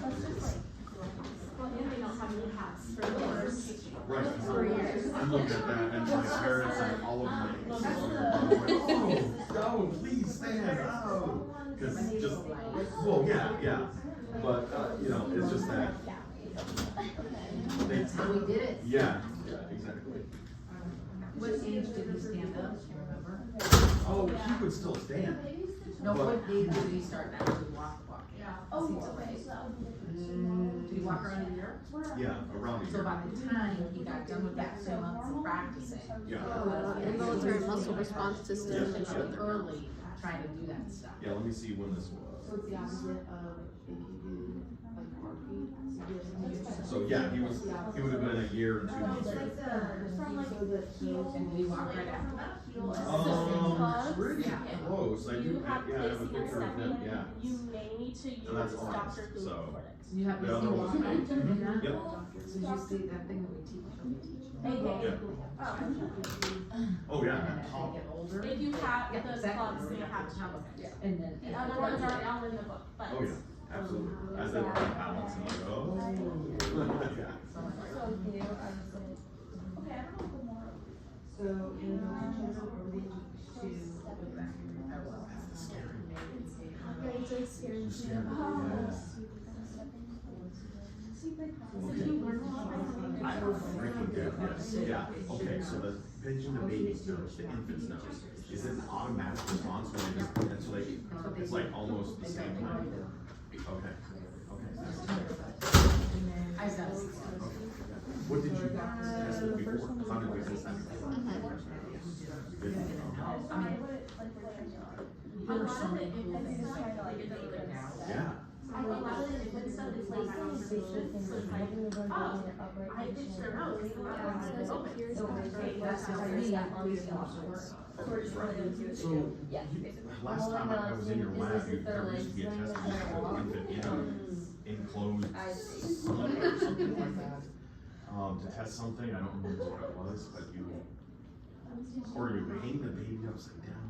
No, never do that. Was it, did you come with, did you really Play-Doh? No, you came to this one. Yeah, So I came to it's this probably lab. the PlayStation last because you hold the baby up, and then you see your baby touch their Oh, okay. You lift them and their feet are So, under here. when I was on a baby, I have little dolls, and I would hold it out. Oh, okay, okay. And then it disappears around. Not my favorite. Oh, You came from the class. I did. Oh, with that. I have Um, stepping disappearing at 4 months. I have stepping disappearing from at 3 to 4 months. Okay. I don't know what that. Stepping is 3-4. That's for the Moro, sorry. No, I'm not. And then what's loaded, when it disappears, 3 to 4 months. What happens to You start with And then they should look like so. Yeah. Julie, what? Okay, who has what here? I went the. Okay, so you're with them and you're with them. Yes. It's I don't know. Hold on, you guys, I'm hearing two different things. Yeah. Okay. Okay. Thought that's what you said. Appears at birth, right? I don't get the. So yeah, it appears at birth. So, like, Arms cause they literally go like this, and I don't know how you get kind of a straight from that. Okay. And then it says the reflex appears. Which one are you? Sucking. Yeah. Disappears with 6 months. And then so it's like this, right? Yes.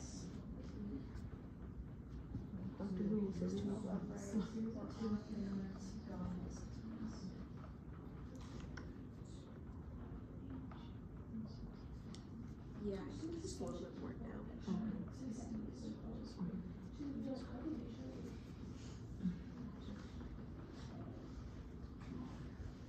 For the second, present number disappears 10 to 12 months.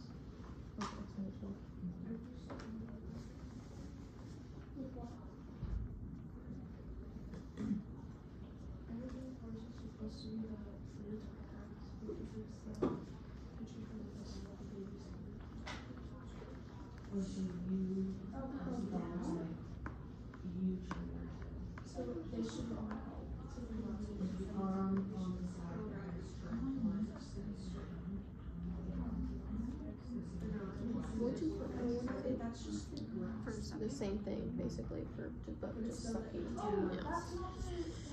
Doesn't even say that it is, but it's kind of. But it says appears,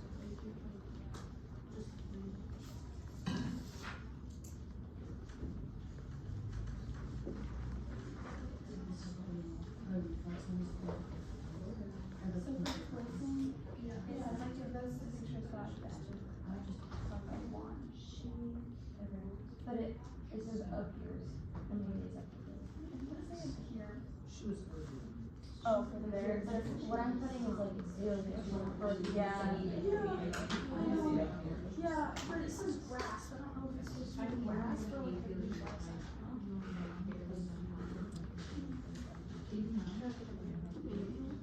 Yeah, because this one says, it says. Like or something in your mouth. But I don't know. Does it say in the book? It did. She didn't say we needed the test, just what it was. It does say like stick your finger with your gloved finger in your mouth. Yeah. I mean, yeah. Then you can test the strength of like if they're like actually being able to. Yeah, right. You'll be able to know if they can. So what you just said is the test. So the test is also like how we're observing it. So how we know that reflex is happening. Does that make sense? If they're like actually sucking. Yeah. Okay. So like learning and sucking, are they turning their head towards there? Are they? Okay. And they are going after you. Yeah.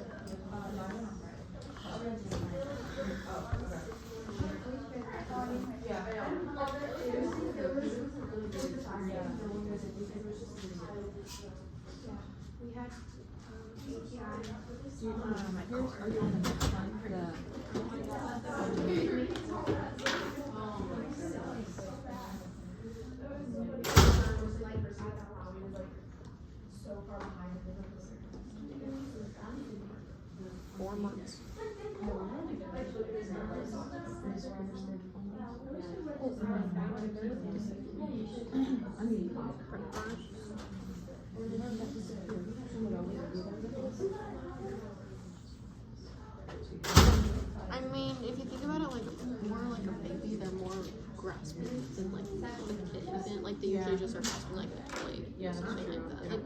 They don't like particularly if you like slide your finger up their hand, they don't like.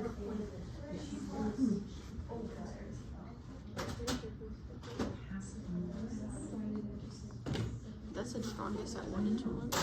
Yes, strongest at 1 and 2 disappears 3 to 4. 2 per seed.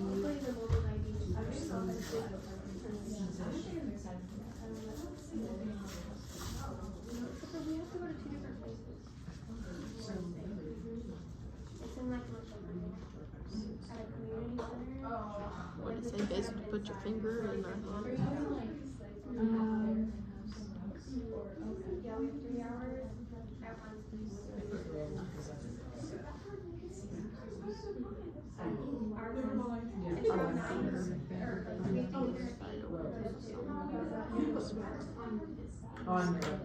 Oh, I see. Like slide it up their hand like you do on the bottom of their heel.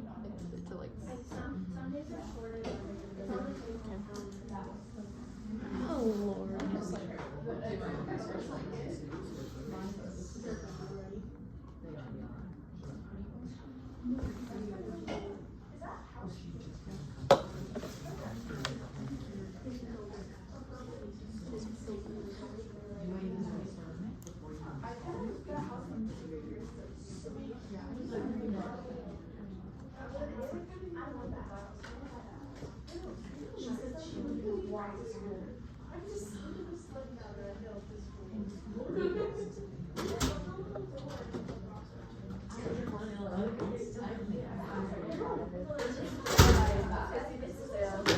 Is steal it? No, it's just wait, did I leave my card over?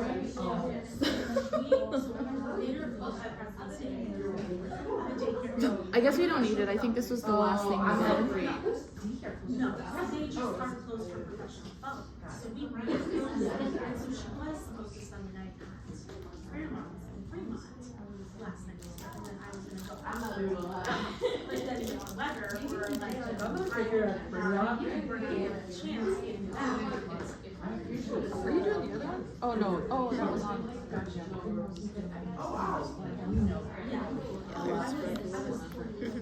If she was gonna go out she started budgeting yesterday about not wanting to stay home with daddy and wanted to go to movie, and that's when I was like, what are you talking about? And so, if she was going to. No, I would just go take the kids off the. If she was going to throw a fit, she was. Hey, you guys, can I take a picture? It's super cool. Yeah. Alright, just do what you do. That's how I'm sorry. Krista, you ruined it. I ruined it. No, you're fine. You wanted her face to be in it. It's just a cool picture. I don't know. But you're going over and filling that in spot.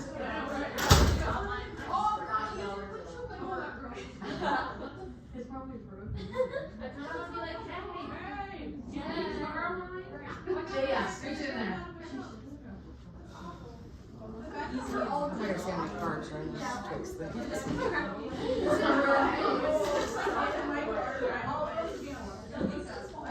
Oh, smart.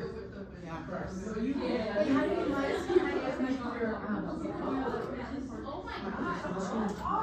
What is it? I hate this one. Actually, I don't hate it. Look at the wall, look at the birds. I did? I did. That is And what's so then funny. I got it from an old doctor. And he gave it to me. They never converted the pump over to him. So my pump was reacting to his blood sugar. Yeah. Even though they're like, it's not possible. All of that, they were telling me. Like, I was getting blood sugar, so I didn't need blood sugar. So you're like, hello, I was, yeah, and then we're like, I'm high, but he's low, so my pump is like off. So that I don't die here. Because one night my blood sugar was big, and I fixed it. And it's like, it's not, they're like, so, but there's no way they didn't use it. There's no evidence of surgery. Yes, yes. So I took this one, and I went to the so now I'm back to, and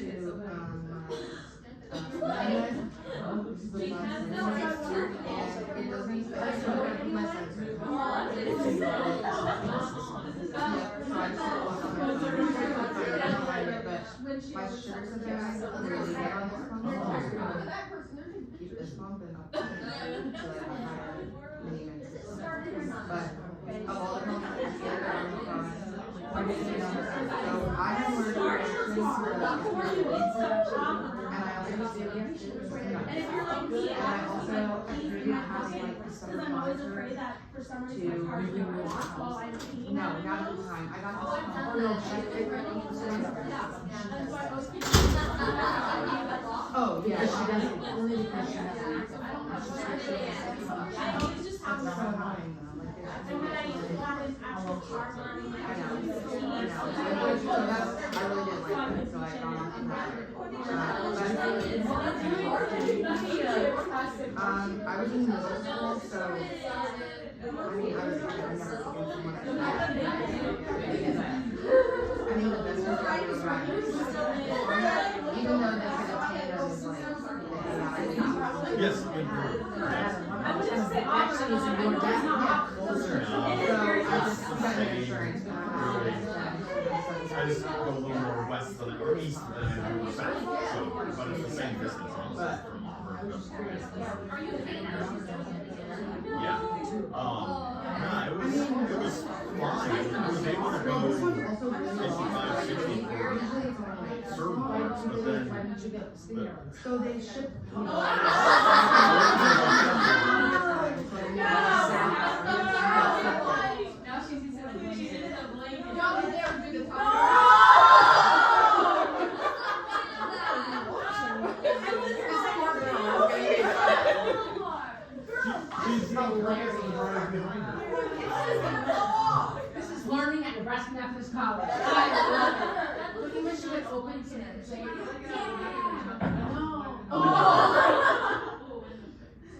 She's doing great. Yeah, that's What? what did she Oh, I didn't see anything else. Now she has gloves. You've got gloves now,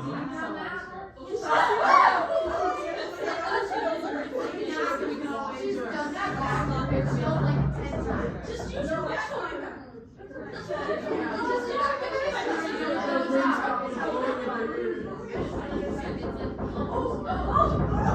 Give her a thumbs up. She's like, oh, you guys are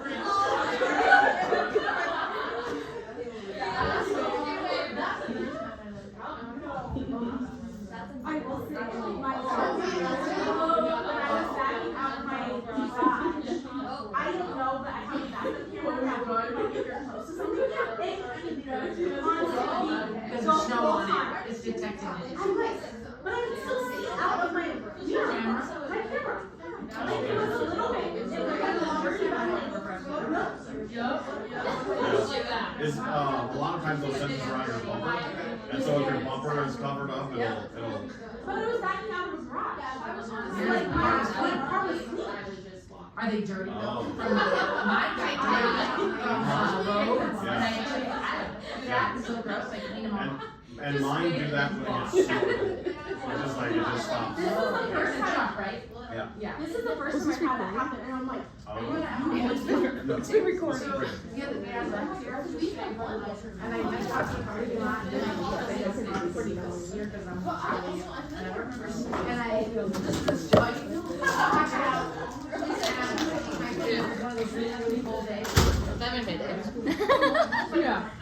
Makes me feel a lot better. That was worth it. Yeah, 100%. She didn't even use her material representation. Oh Lord. The poor girl. I Yeah, she's like, I'm done now.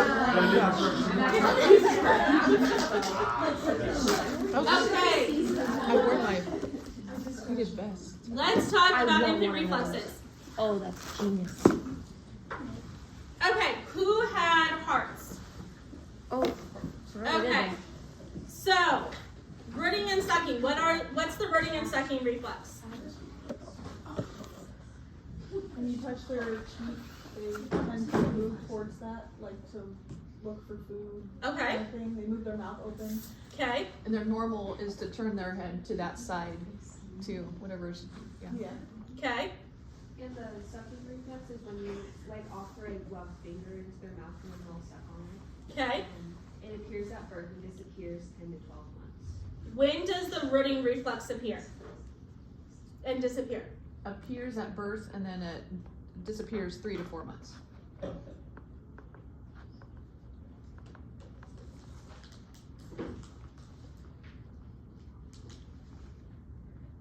So rooting is babies, if you've ever seen babies, like when they get hungry, they'll start turning their head, especially if they're breastfed and you're holding them up to your chest.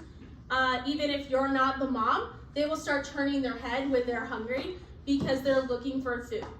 So that happens birth to about 4 months, and then the sucking, you basically can put your finger in their mouth and they will start sucking on it.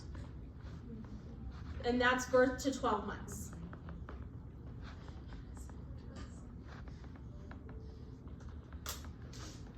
So for these reflexes for the test, you need to know what they are, if there's a test for them, how we test it, and what ages they are. Okay, so Palmer, what is the Palmer grasp? It's like the movement of the fingers in response to pressure movement on the hand, like the palm of the hand. Okay. It's present at birth. It's the strongest at 1 to 2 months, and then it's gone around 3 to 4 months. And you can test it by sliding the finger from the bottom of the hand to the fingers to note like grasp of Yeah. on So the nerve. you kind of put your finger by them and they will squeeze it. So if you put something in their hand, they're gonna squeeze it. And it goes birth to 4 months. What was the test for it? Basically you're putting your finger or an object in their hand. Usually if you start out on the ulnar side or the pinky side, is when they will feel that and then close their hand on it.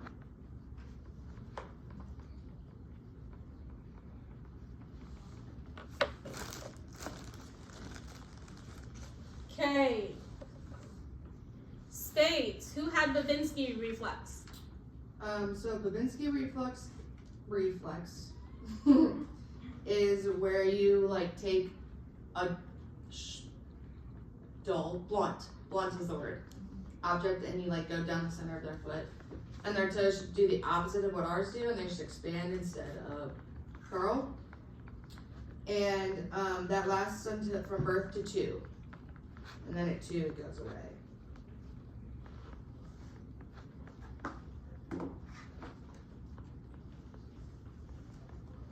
So birth to 2. So you do the same thing you do for the adult plantar.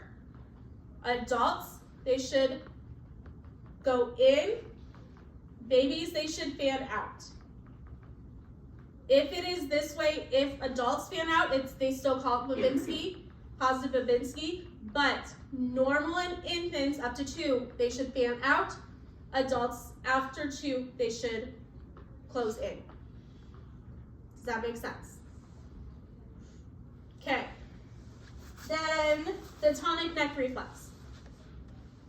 So tonic neck reflex is when a baby's laying on their back, and if they have their head turned to the right, then the arm on the right side will be extended out, and the arm on the left side will be bent. Okay, what happens with the legs? So the leg on the side that your head is turned will be extended, and the leg on the opposite side will be bent. So Yes. opposite side is bent, side that the head is turned is always extended. Yes. How long does it happen? Or when does it happen? Appears at 2 to 3 months, and it's gone by 6 months.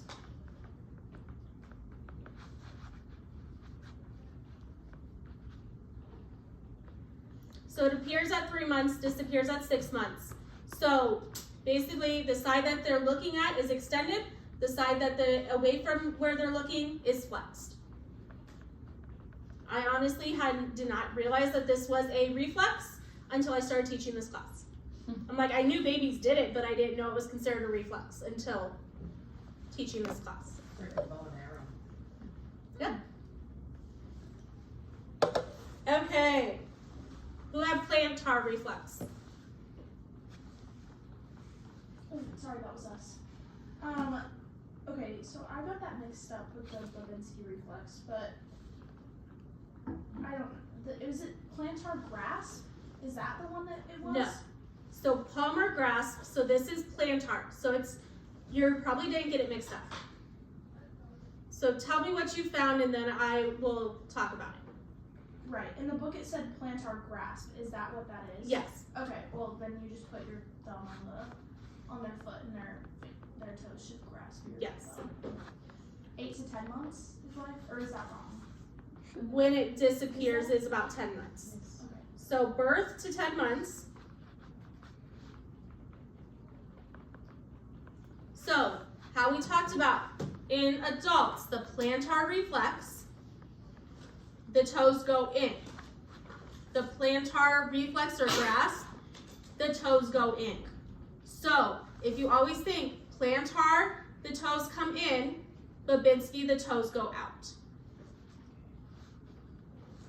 Does that make sense? So there is a plantar reflex in infants, but you just push on their toe, push on the ball of the middle of their foot, and their toe should curl in. Does that make sense? The plantar and the Babinski, a lot of students get them confused. So, no, positive Babinski is the toes fan out. Okay, any other questions on that one? You guys look like you kind of understand it. Okay, next one, Moro reflex. That one is when you startle the infant, and then it can be like making a loud noise, and then they look like they're hugging a tree. I still don't get that. I still don't get the tree. They go like this. I don't know how you hug a tree like this. I don't get the tree, but it says it. When does it happen? 1 to 4 months. Yeah. So 1 to 4 months is when it happens.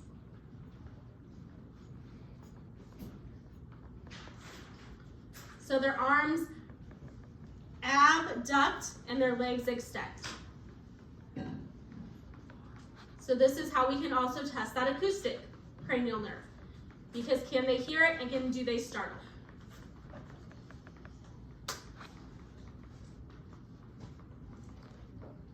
Okay, and last two. Placing reflex. You should hold the baby up towards upright in front of a table. Touch the edge of the table with the baby's foot, and they should raise foot like they're stepping, or their arm should move. Okay, so basically what you're doing, and I didn't grab a baby, you're holding the baby up and you're kind of touching their toe to the table, and they should start lifting it like they're stepping.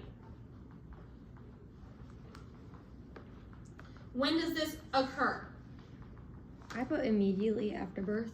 So it usually appears 4 days after birth, so around birth.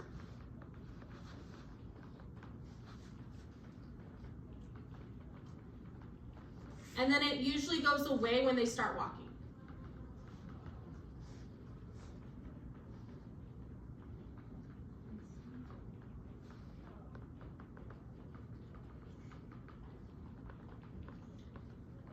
You might see it disappear like more when when they learn to stand, but a lot of times it doesn't completely go away till they're walking. So that ending isn't really, like I put 1 year, but. Yeah.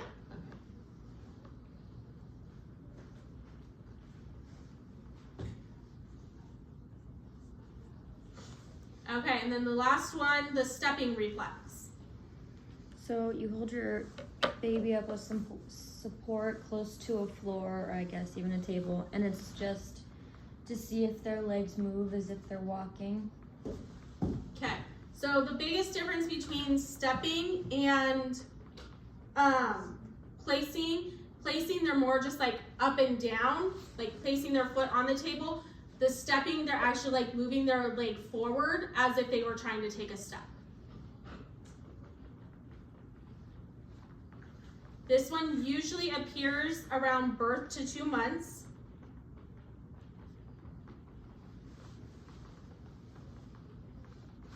And again, this one disappears when walking.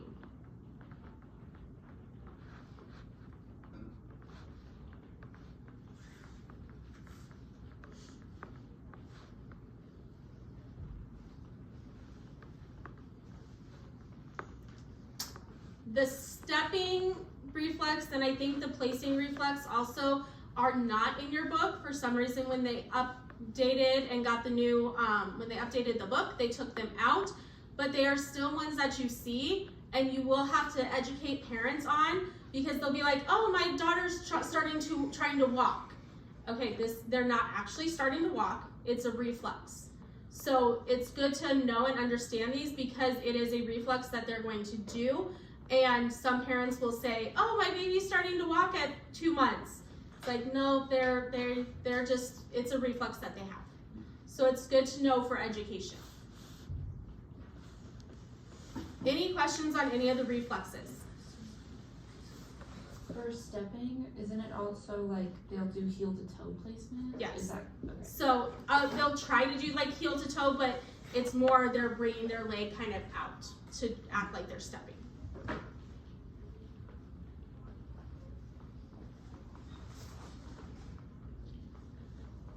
Okay, couple more slides. Yes. I have a suggestion if anybody's willing.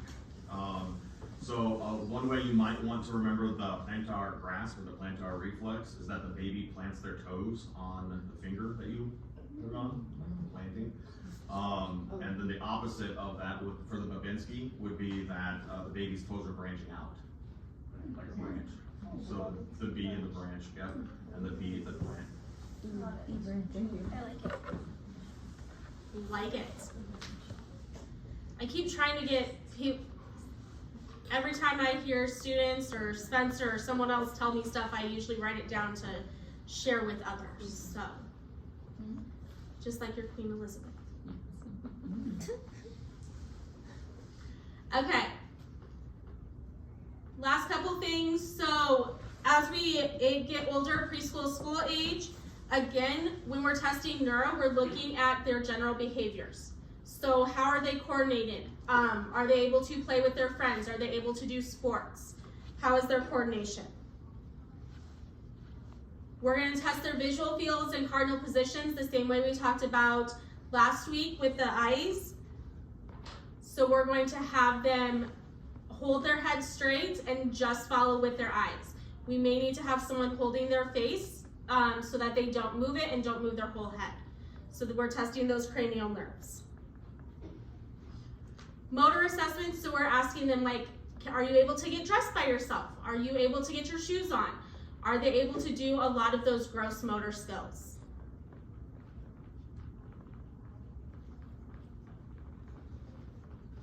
And then again with gait, so we're gonna watch them walk. Are they walking appropriate to their age? So do they have a wide stance? Do they have a narrow stance?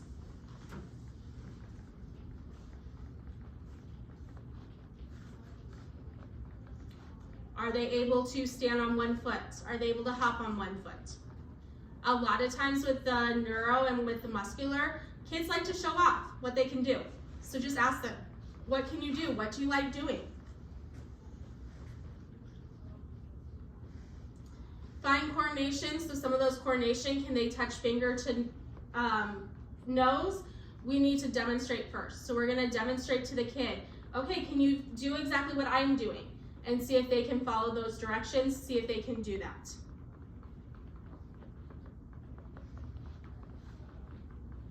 And then sensation, like we talked about, they don't really understand what sensation is until the age around 4 to 6. A lot of times it's 6 and older when we're actually asking them, do they feel any sensation? Do they have any lack of sensation?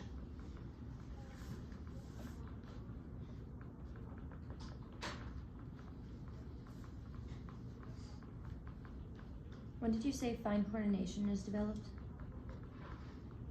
Not fully developed until 4 to 6.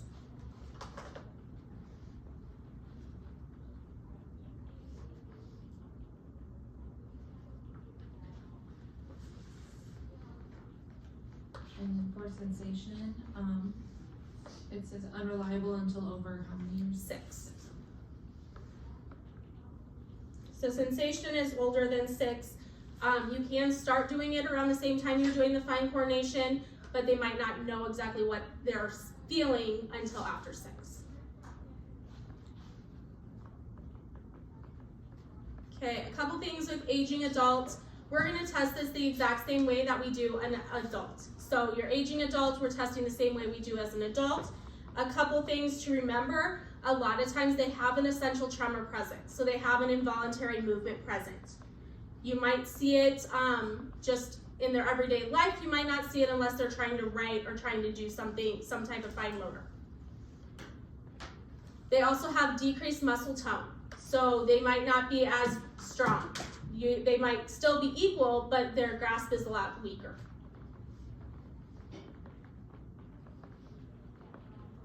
The rapid movement, so like having them do this with their fingers or having them do it with their hands, they might not be able to do it as fast or as coordinated because their coordination is lacking. And then their reflex are generally slower.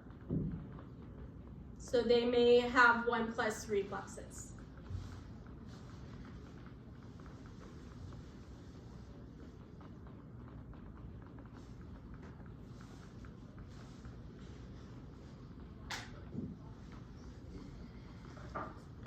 What questions do you guys have?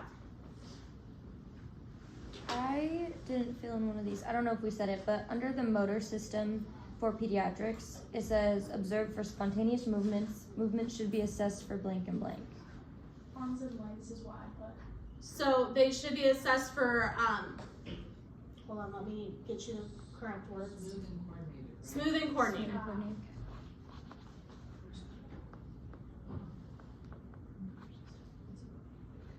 So just like adults, kids, pediatrics should be smooth and coordinated motions too. Arms and legs work too. Any other questions? What was this last slide that you just did, the trimmers, what were you saying about the trimmers? So a lot of times aging adults are going to have an essential tremor, so you just wanna make sure that you're knowing that. Okay. It's very common to have an essential tremor as you age. Is it involuntary?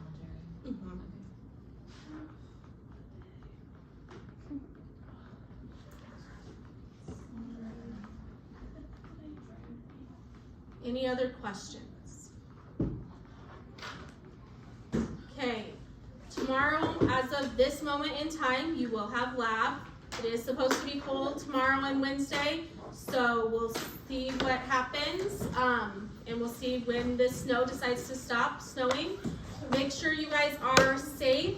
If you are not able to get someplace this week because of cold, because of weather, make sure you just communicate with your faculty.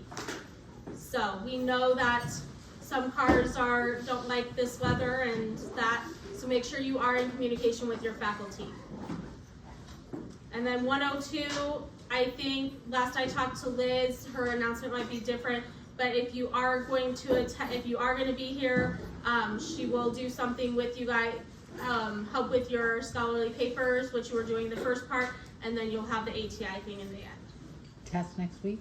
Remember, you have a test next week. I will remind you guys in the announcement on Friday.